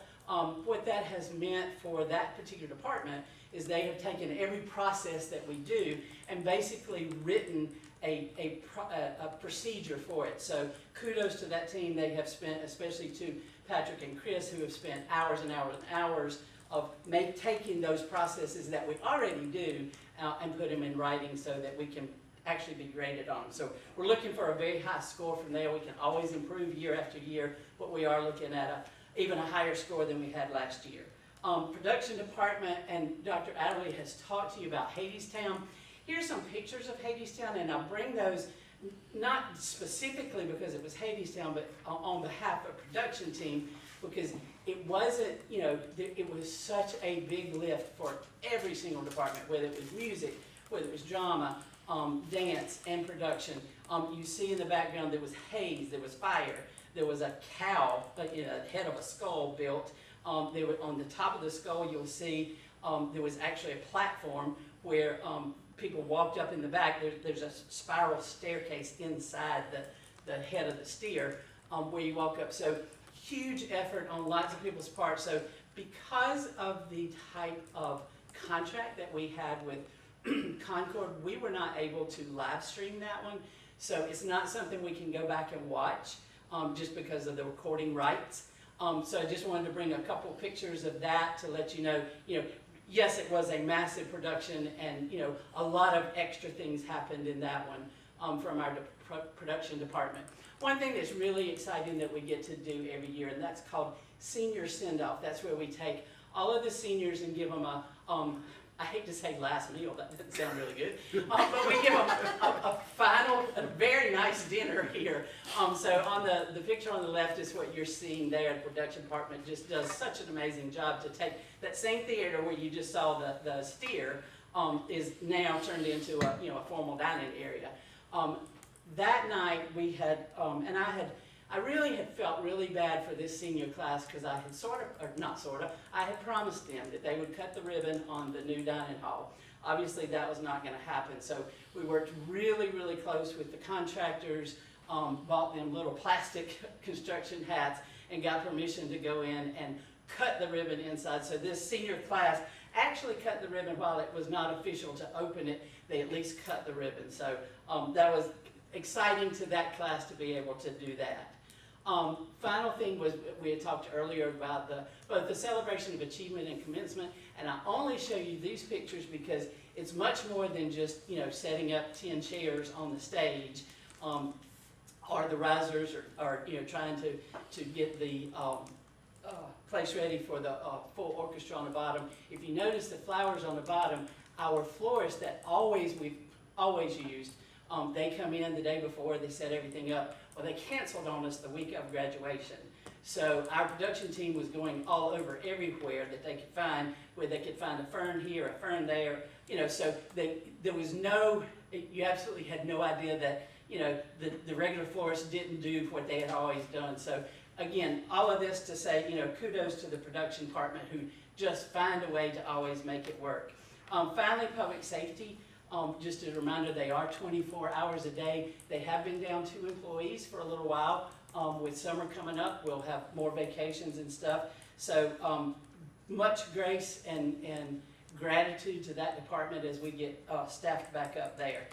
We do have one other person left out on FMLA, and we expect that position to be open back up very soon. So kudos, like I say, to the public safety department for carrying on, working lots of extra hours and changing shifts, and certainly appreciate that. I don't think there's a lot of new stuff on the capital projects. Generator project should be finished. We're getting ready to pour the concrete pad. The generator is in town, so it's just ready. That is one that will do all of the power for the kitchen and that whole area. So much of that area has not been on backup generator before, so we're excited to have that. That also has to be coordinated with the new dining hall with the electrical part. So by the time the opening of the dining hall, that will be completed as well. Dining hall had a little bit of a hiccup. It has now been resolved. Everything is great. We're back on track and set to open, cut that ribbon by the time the students come back in the fall. So we met this morning. I think the furniture's and the kitchen equipment will be coming in that 3rd and 4th week in July. So it'll be tight and it'll be close, but I think we'll get it done.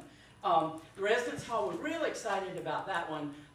We have had numerous meetings with the architects on that, and I think we have a really, really good plan, final draft that they're going to draft out for us in the next few days. We met with them earlier this week to finalize that, to just kind of say, okay, maybe we don't put the names on this office, but this is how many we have to have. This is how many beds we have to have. So I'm really excited about the opportunity to get to see that final draft very soon. So we'll bring that probably to the September board meeting.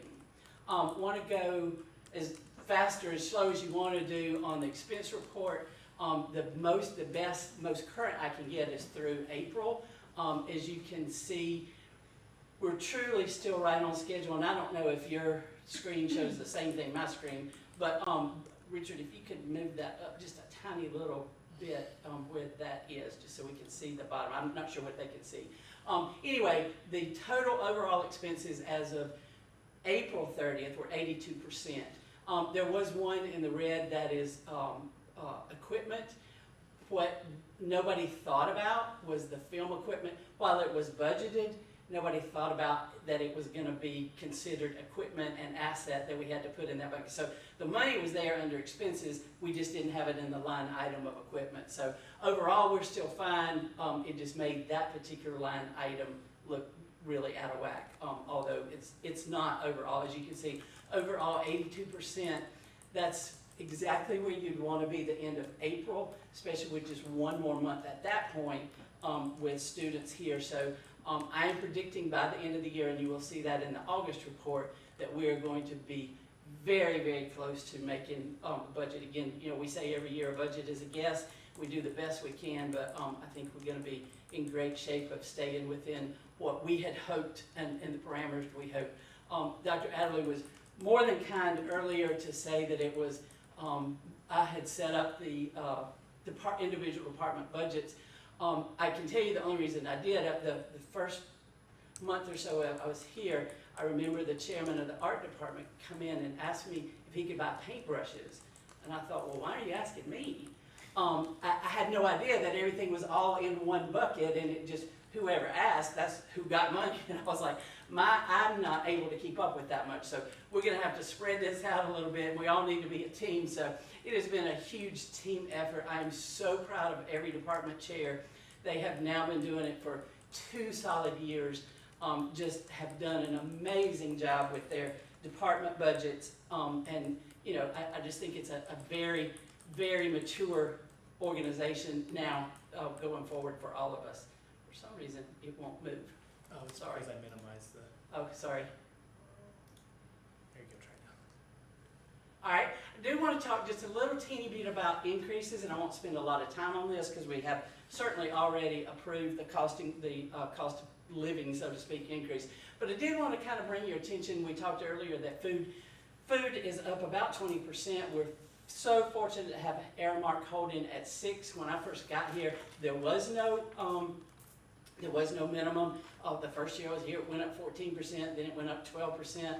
So when we redid the contract, we got a hold at 6%. So regardless of what the food is going up, we are held at 6%, which is great. And I pulled just a couple other numbers just because as we talk about moving forward, as we talk about moving towards the renovation of the dorm, as we talk about looking at what it's going to take to build a gallery, you know, this is just 26 cost. I mean, steel's up, lumber's up, construction's up. You know, for us personally right now, energy and fuels, we're watching really closely, that's up. Technology, while it's been going up probably more than anybody else, more than other line items over the past 3 years, they are predicting another 20% this year, especially on devices because chips are so hard to get.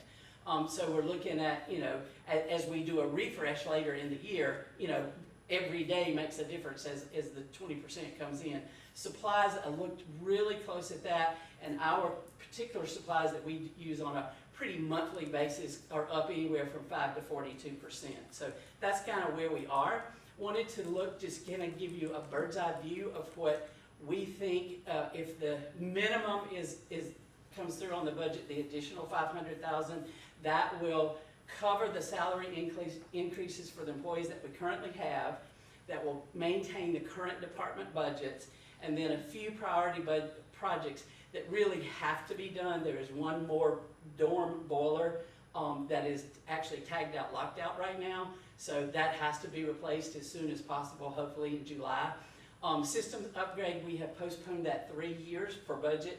We've got to do that in order to just upgrade both Insakis and Smith theaters. There is already on the agenda and already in the budget a computer refresh for the entire campus in the fall, and then that will leave a small reserve for, you know, an unexpected events that you always have. Just to kind of also go just a little teeny bit deeper, I was surprised when this came out last week. If you will look, and it's sort of hard to see, but I just pulled York County and Charleston, Berkeley, Dorchester because we have a number of students for there, and I didn't want to just pull Greenville County. But if you'll notice, York County, the now low income level for a family of 4 is $93,800. For Charleston, Berkeley, Dorchester, it's $94,000 a year for a low income family. That is huge. You know, sometimes people ask me all the time, well, are you not a little high on your financial aid? Well, based on this, we are not. We're only $8,000 above the low income level at some of the more affluent counties that you can look at. So people always ask too, well, where do you get the formula? Formula was years and years and years ago. It's called a Becky chart because there was somebody named Becky that worked in the foundation, and she helped do the actual chart. So we have done that from year after year. We look at it every single year. It is truly what we will, every single year we take a look at it and try to compare it to federal numbers like this to state numbers and make sure that we're within there. So bottom line is we talked just a minute earlier that foundation has committed $260,000, which we could not function without. And I think Herb asked me earlier what remaining would be, and I said 200, so it's actually 202, 200. So that's what the state will be required, or will need to make up out of that, the first money that comes in, so to speak. That allows all the students that we have accepted so far to be here. So, like I say, just kind of wanted to let you know a little bit of background where we are. The only other thing that has come in since then is I did get a letter from state insurance this week that our state insurance reserve is going up. The data processing, some of the auto is about 15%, auto liability is up 40%, and then our professional medical liability is up about 10. So, it truly is cost everywhere going up, no different than, in our own personal billfolds and stuff like that. So with that, I cannot say thank you enough for allowing me a really, really, really, really great opportunity. It has been fun. I made myself a promise if it wasn't fun anymore, I wouldn't be here. Well, it's still fun, so now I thought, well, it's so much better to leave when it's high, when it's good, when you're excited, because that way I get to come back and be a patron as long as I want to be a patron. I've made a commitment to Amanda that I'm not going anywhere, that y'all will probably see me more because I won't be tired. I won't have worked all day, so I'll get to come to all the performances. So anyway, I'm excited. I'm so grateful to all the board members that welcomed me, new board members. I'm sorry I didn't get to know you better. I am convinced that you will have a phenomenal person, because quite frankly, the same committee that hired me, including Mr. Welling, is going to hire the new person. So I have utmost confidence, obviously, in that committee. So, but I do want to thank you so very, very much for your patience, for your support, and most of all for your guidance. So thank you very much. Well, Nancy, we can't thank you enough. We really appreciate all that you've done, and I know we've said it over and over and over again, we're going to miss you. We do hope to see you in the audience as a patron and able to relax a little bit. Hope you really enjoy the next stage going into retirement here. But I also want to thank you for always pointing out some of the good things each of our departments are doing. I think it's good to see, every single department, because things happen every day that are remarkable, and it's nice to bring that to the board. So thank you. We will miss you. And Absolutely. Any other, we have any questions, comments? She's raised the fees and she's out the door. Exactly right. And the only advice I will leave you with, even though it wasn't asked, is I would advise the new person, there is an incredible team here. New person just needs to give them the tools that they need and get out of their way. It is an amazing team here. They know what they're doing, and it's finance officer just needs to find the money to get it done. So that's my advice. We're excited. Thank you so much. All right, we'll keep rolling because I know we're running a little long here. So, Dr. Burns, tell us what else we need to know on the students. Certainly, and I will try to keep it brief and just hit on a few highlights. As Ms. Beam said, we are excited. Sorry, Mr. Jones. We both were advancing the slides. We're excited to have a full admissions staff. We had 2 new staff members join us late spring, Sarah Lauren Orders and Paul Pert. Both have experience in sales. Mr. Pert has experience in music as well, and so they are great additions. They have hit the ground running. As we have completed the current cycle, and we will update the board with final numbers and things in the fall meeting, but as we shared in March, this is the period where we move into rolling admissions. We have a trickle of students still applying, filling some last spots. As of this week, we are targeting 235 as our enrollment as of today, but kudos, I will say particularly kudos to Dr. Vaughn in music, in addition to her work with commercial music, which I'll mention in just a moment. She has been great about looking to fill some very precise music slots. So I want to sing her praises, Dr. Thomas, while we are here, and has been great in doing that. Also appreciate Mr. Altman and all of his team looking at new ways to recruit. That has included some partnerships that I want to highlight here. One is reinvigorating our work in the summer to reach out to summer programs that support like-minded students. Many of those programs tap out around 7th or 8th grade. So they don't have the sense of ownership. They are happy for their students to learn about what could be next. And so we're working with some of those programs. We are also working with some innovative ways. For example, I would never have thought I would be reporting to the board that we had a great experience at Comic-Con this spring. That was a collaboration between our film, our visual arts, and our admissions teams to represent us there. That allowed us to reach some students who are interested in things such as animation, film, some cases, students who were interested in drama. And so that was a really good experience here in Greenville and a good collaboration. So again, happy to share that. We continue, as will be no surprise to anyone in this room or in the virtual room, to look at how we attract young men. We are looking at larger statistics for that, but that does include some of those initiatives, and I appreciate particularly Zach Inks, who is the incoming chair of our visual arts department, and Chris Coley, who is a member of our adjunct faculty within visual arts, and their work to support looking at how do we attract young men who may not be in the visual arts pipeline. So that is something we're looking at options, ways to reach out, but again, where things such as Comic-Con really do play into that. But I would also echo, as we think about future challenges, what Ms. Beam has already mentioned. Those of you who are subscribers to the Post and Courier, some of that data first began with an article in the Post and Courier some 2 weeks ago about the drastic rise in what is considered an acceptable or normal family income in the Charleston, Berkeley, Dorchester County areas. So we are anticipating seeing continuing more families asking about financial assistance, ensuring that folks know that we are affordable for them, knowing that there are challenges for them as they think about this kind of experience. So that's certainly a future challenge for our admissions team.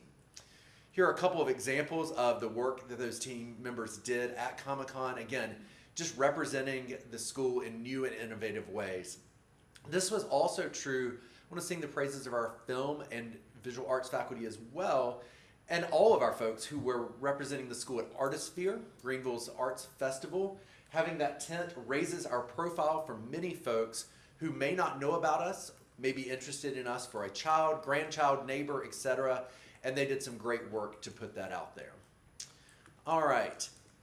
Also want to mention one of the things that allows us to be successful are our student ambassadors. This is a program that our admissions team leads, but we draw upon throughout the campus. These are current returning students, mostly seniors, a few juniors in dance and music who support the work of our admissions team. They represent the school in a variety of ways, including many of you have met some of them at recent board lunches. And just thanks to these graduating students as they depart us this year, and we're excited for next year's crop who are coming in.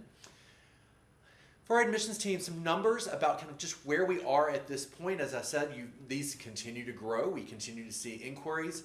We are working diligently to have next year's application open and ready as the school year begins in August. That means that we are closing sections of the application. For example, we're kicking off a summer program on Sunday, so those programs are now closed for future applications.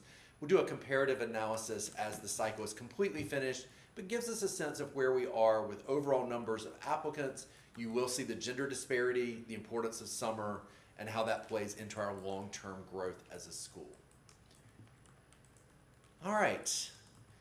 For our alumni office, as Ms. Beam said, senior send-off, and you'll see a couple of pictures here from that event, where our alumni office has really focused attention in the last couple of months, welcoming in 116 new alumni to that group, making sure that they know that there are connections within the overall school, knowing that there is support within our alumni network, helping them to have that engagement looking to the future.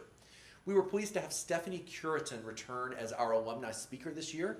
Many of you may remember Ms. Curitan in a variety of roles. She has been a student here. She is from here in Greenville, trained as a dancer, attended Agnes Scott after being with us, then went on to work in both here at the Governor's School and then ultimately in a local dance studio, and now works with a nonprofit supporting underserved communities in the arts.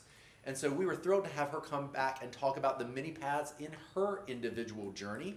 Always love hearing from Stephanie and hearing from all of our alumni, and for our students to hear where they may go, knowing that there is not necessarily a straight line path for them. And so that was a great chance. as well as to celebrate, as Ms. Beam said. And that event is a collaboration between our alumni office, production, facilities, the foundation, the administration. A lot of folks are engaged in that. All right, student life, as we touched on very briefly, already looking at strategic planning initiatives and how we can build on that residential curriculum and the ways that we support our students in their diverse needs. What Dr. Adderley has often referenced is those wraparound services and how important those are. We are looking as a school, and this is certainly a collaboration between student life, our orientation committee, faculty, staff, at some new ways to welcome and orient our students come August. So before we see you again as a full board, we will have welcomed in our new students into the fall programs, and that includes shifting and aligning that in more bite-sized chunks. We feel that that is more in line with how our students learn. That includes engaging in orientation in sessions with faculty throughout the week and building a community. And then, of course, student support as always. As I said, we kick off summer programs in just a few short days. We are looking forward to welcoming some 180 students in on Sunday in a variety of programs. Board members may remember that we have realigned, particularly in music, the way those programs are administered. We do have our older student programs coming first. That allows, with many schools changing their school calendars, a better response rate, because as you get further in the summer, those older students are also engaged in marching band, sports activities, student leadership retreats, and 1,000 other things. And we are very excited to have Erin Gill from our drama faculty leading a session for all employees on Friday. We're going to have a brief pause in all of the usual business of the school on Friday morning to talk about how we best deliver instruction and support to a middle school audience.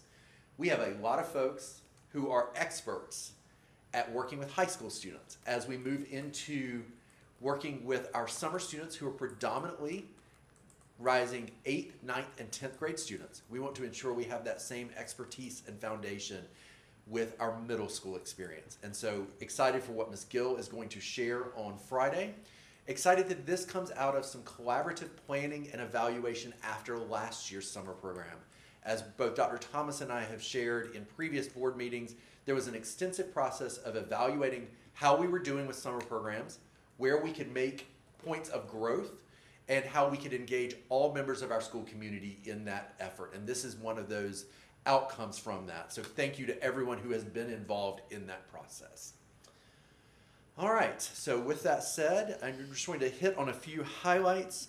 Particularly, last thing I will say is that echoing what my colleagues have shared, just that we have a lot of great things happening, and that makes our lives all the better, not only as we work here, but as we think about preparing for the fall and sharing about our student programs for the future.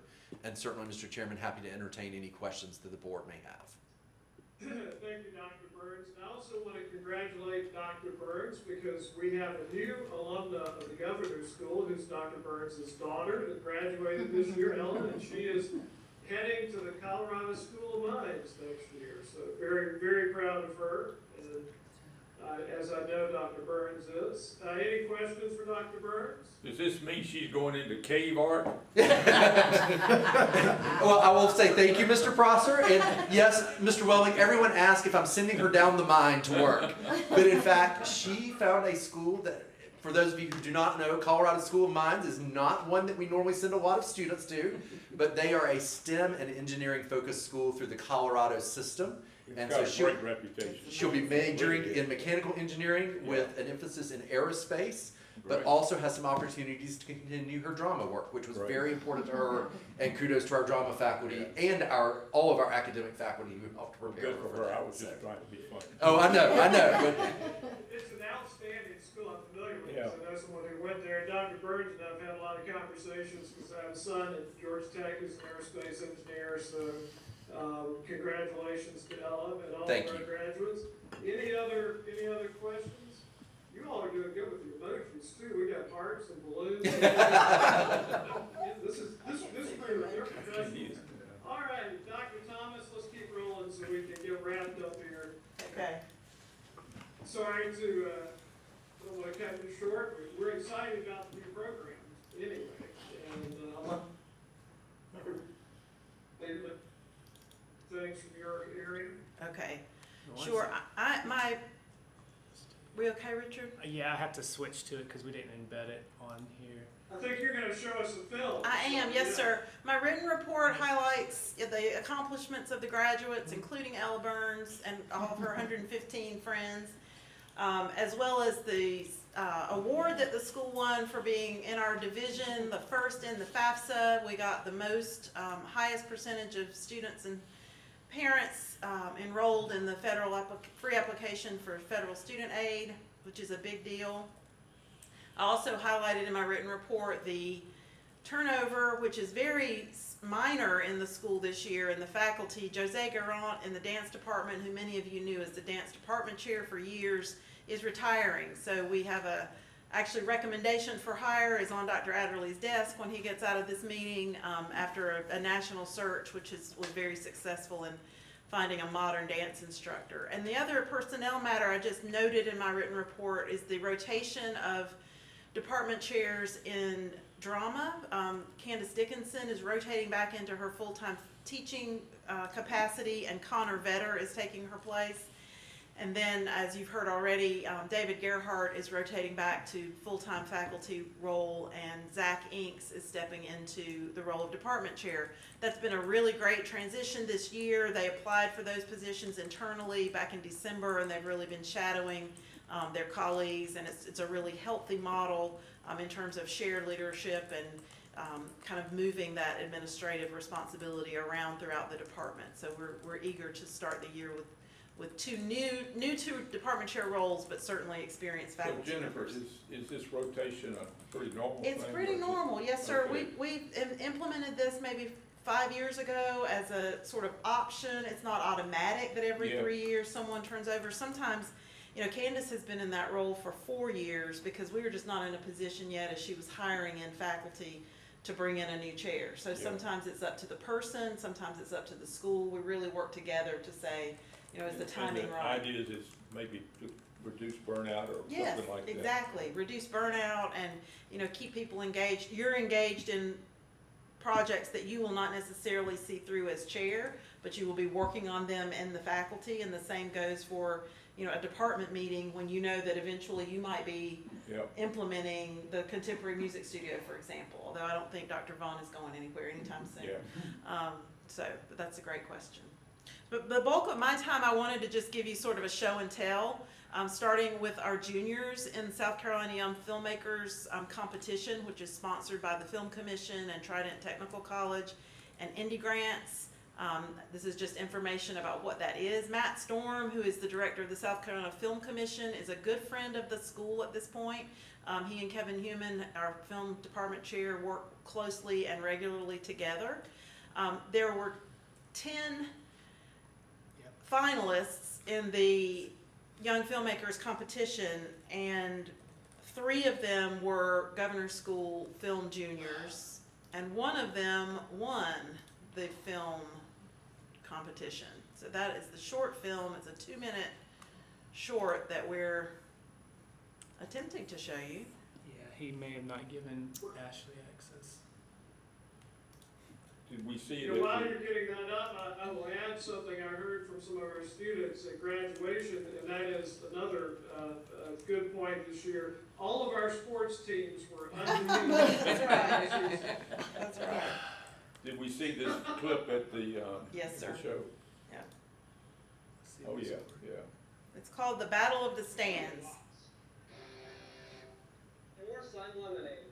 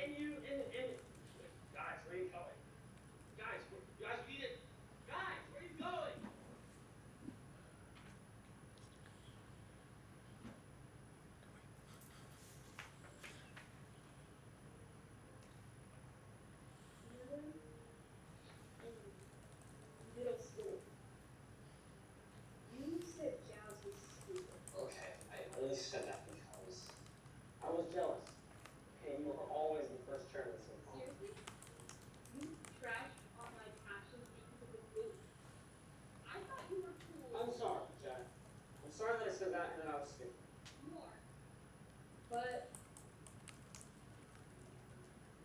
I'm sorry. I was wrong. We gotta get our girls back.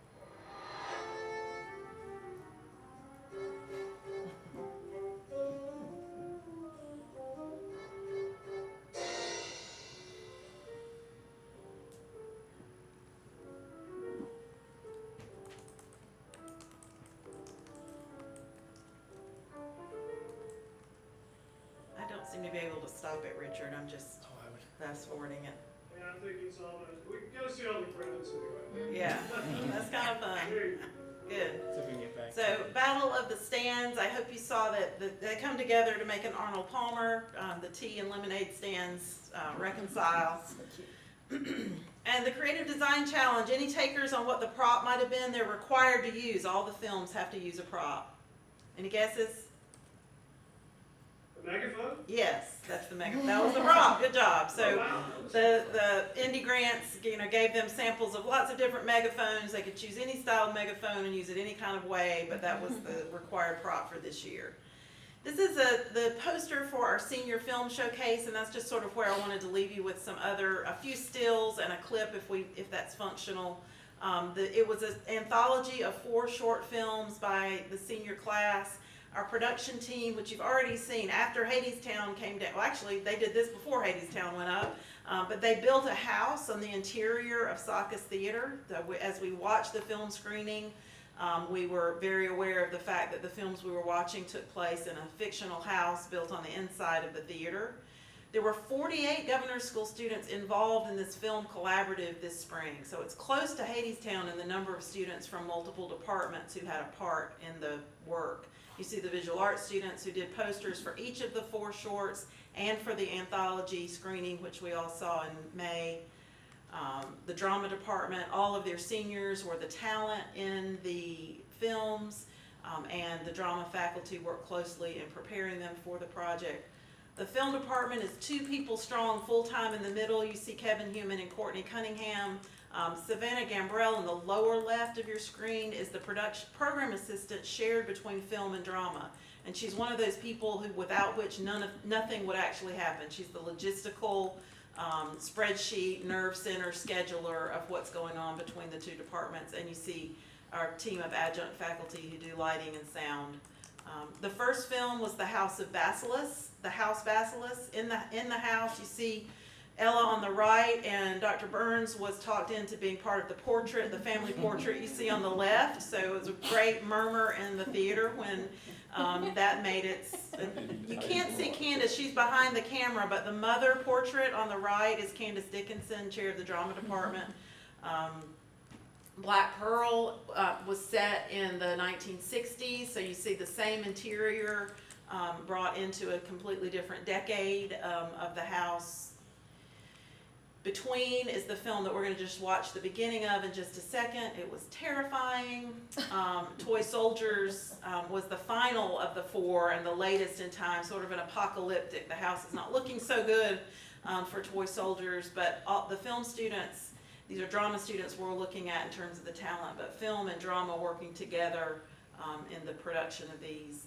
Between, as Richard's getting that going, this film, we're just going to watch the opening sequences. It takes place at 3 different times of day. There's morning, it moves into the evening, and then the film ends at night. So you have to think about lighting choices inside a black box theater, inside a fictional house. So just one technical point as we start it. Here's Between. So good works.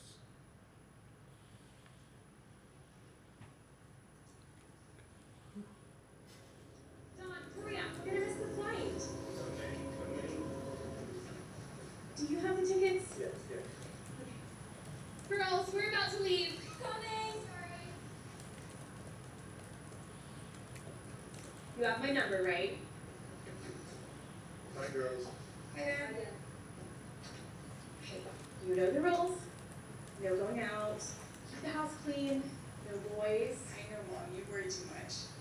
Remember not to let your sister watch anything scary. I know, Mom. I'll make sure she brushes her teeth before bed, too.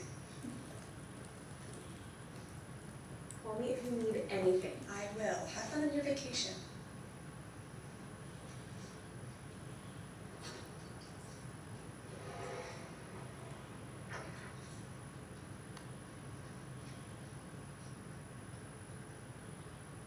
Wanna play Crazy Eights?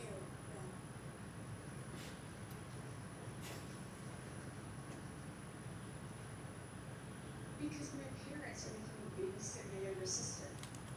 I don't know, she's 14. I love the other one else her age. I don't know, she's got this anxiety thing or something.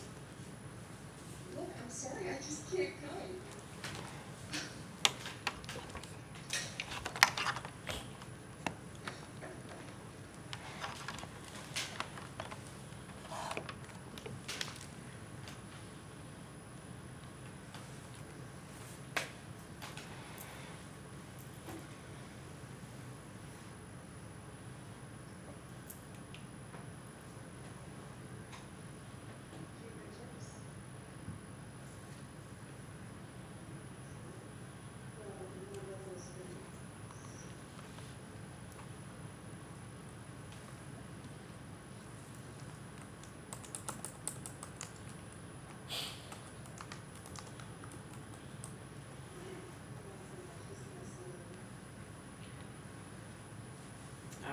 I'm gonna pause it there, just sort of in the interest of time. But this quote that you see on your screen was the final image of a reel that the department played at the end of the screening.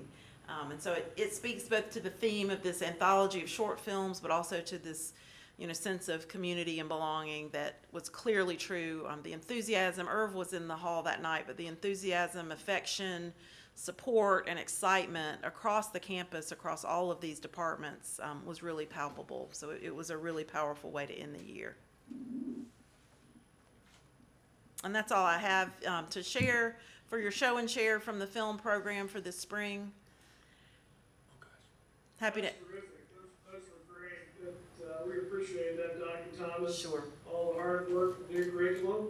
Things are going well. Going well. All right. All right. Any questions for Dr. Thomas? I wish everybody could have seen this. It's incredible. And Hadestown too. I mean, you have to keep reminding yourself that these kids are in high school. Yes, sir. Yeah, exactly. All right, Ms. McDaniel. We'll go to the foundation report, our final item, yep. Last but not least, okay, That's right. while Amanda gets up to the podium, I have a few comments. The foundation board met last week. We're projected to close our FY '26 year in good financial shape. I'd say in large part to three things I'd highlight. Individual donors, so thank you all, school board members, for your individual donations and for supporting the foundation. I'd also attribute that to grants that we get in the foundation. And last but definitely not least, probably first, is our return on investments, because our endowment has grown, and the return on our investments has been quite good this year. Of course, we can't depend on that every year, so as we moved into our budget process, which we approved at our meeting last week, we actually have come up with a balanced budget, excluding our return on investments, because we know we can't count on every dollar of that coming in every year. So it is balanced, it's realistic, but our budget does consider the geopolitical, economic, and giving headwinds that we have begun to experience a little bit this year, and perhaps we'll be struggling with some next year.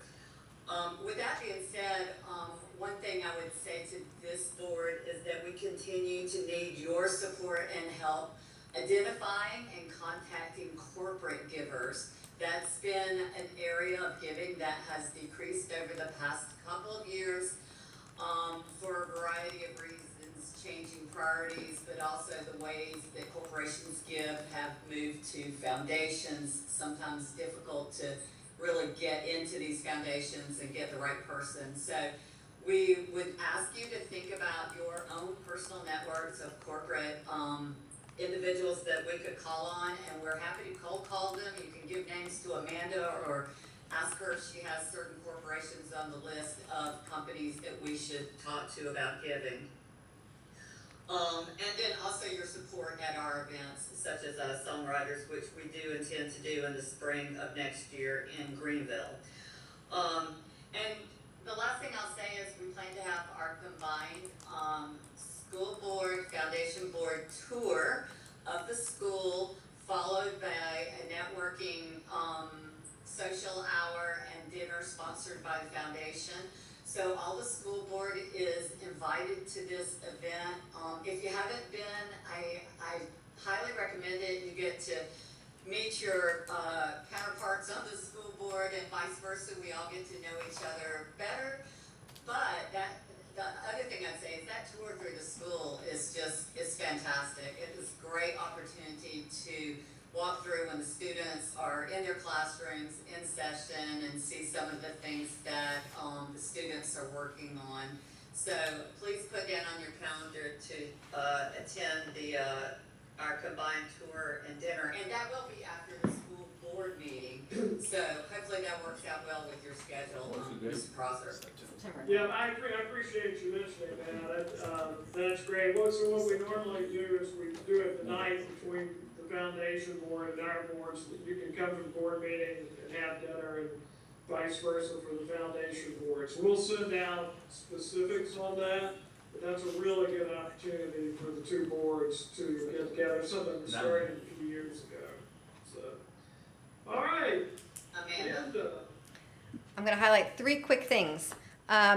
The foundation appreciates the opportunity to collaborate on the strategic plan. We had a number of really fantastic takeaways, and we appreciate, continuing to be your strategic partner. So thank you to all of you for that. And through this work, the foundation's going to find additional ways to better connect our donors to the mission of the school and the foundation to increase our funding. So we're really excited to continue that work. As the end of our fiscal year closes, I wanted to highlight some of the really great examples of philanthropy that we've seen. We have talked a lot about this music business studio, and I just wanted to shout out our foundation board member, Stephanie Mundy Self, who is also an alumni of the music department.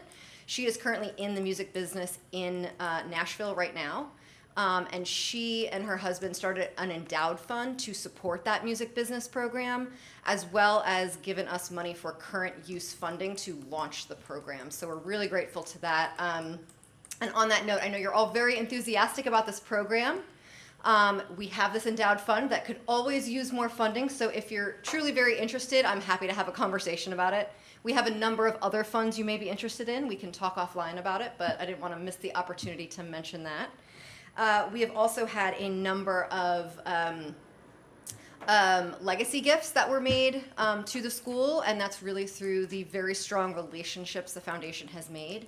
The foundation and our board were really happy to be able to support the film department for that screening that Jennifer shared. We, the foundation, were able to fund the use of a screen. We needed to rent a screen to show the film on that we don't have. And through a gift from a former board member, his legacy, he gave us the money to do that. So we're really fortunate to do that. And then one last thing is about Songwriters in the Round. We had that event in March, and we were really successful. It opened up a wider audience to the foundation, to the school. It was a really fun event. So thank you to those of you who I see on this call who were there. It really helped us strengthen relationships with key partners. I think one of the things Fane didn't mention about our income was we got a record number of gifts in kind from many, many of our partners. So we're looking forward to continuing those relationships. And at this event, the foundation presented the Fred Collins Luminary Award to our very own Irv Welling over here in honor of his longstanding leadership, advocacy, and support of the school. And we are going to continue this award at our Songwriters in the Round and really use this as a launching point to encourage others who win this award to support these bold visions that Irv and actually this whole board has talked about this whole time in this meeting, these bold visions for the school's future, and really use this as a philanthropic launching point to get more money to support the future. So we're really excited for that. I'm happy to answer any questions as well. Congratulations, Irv. the school for sure. Any questions for Amanda? Ms. Hurley? Anything? All right. Amanda, thank you. That was a great report, Fane. We appreciate all the foundation does. Anything else from the board before we adjourn? It's been a long board meeting. I appreciate everyone's patience. We got a lot done. We're gonna have a big meeting in September. Anything else? If not, I will take a motion to adjourn. Somebody, thank you, Andrew.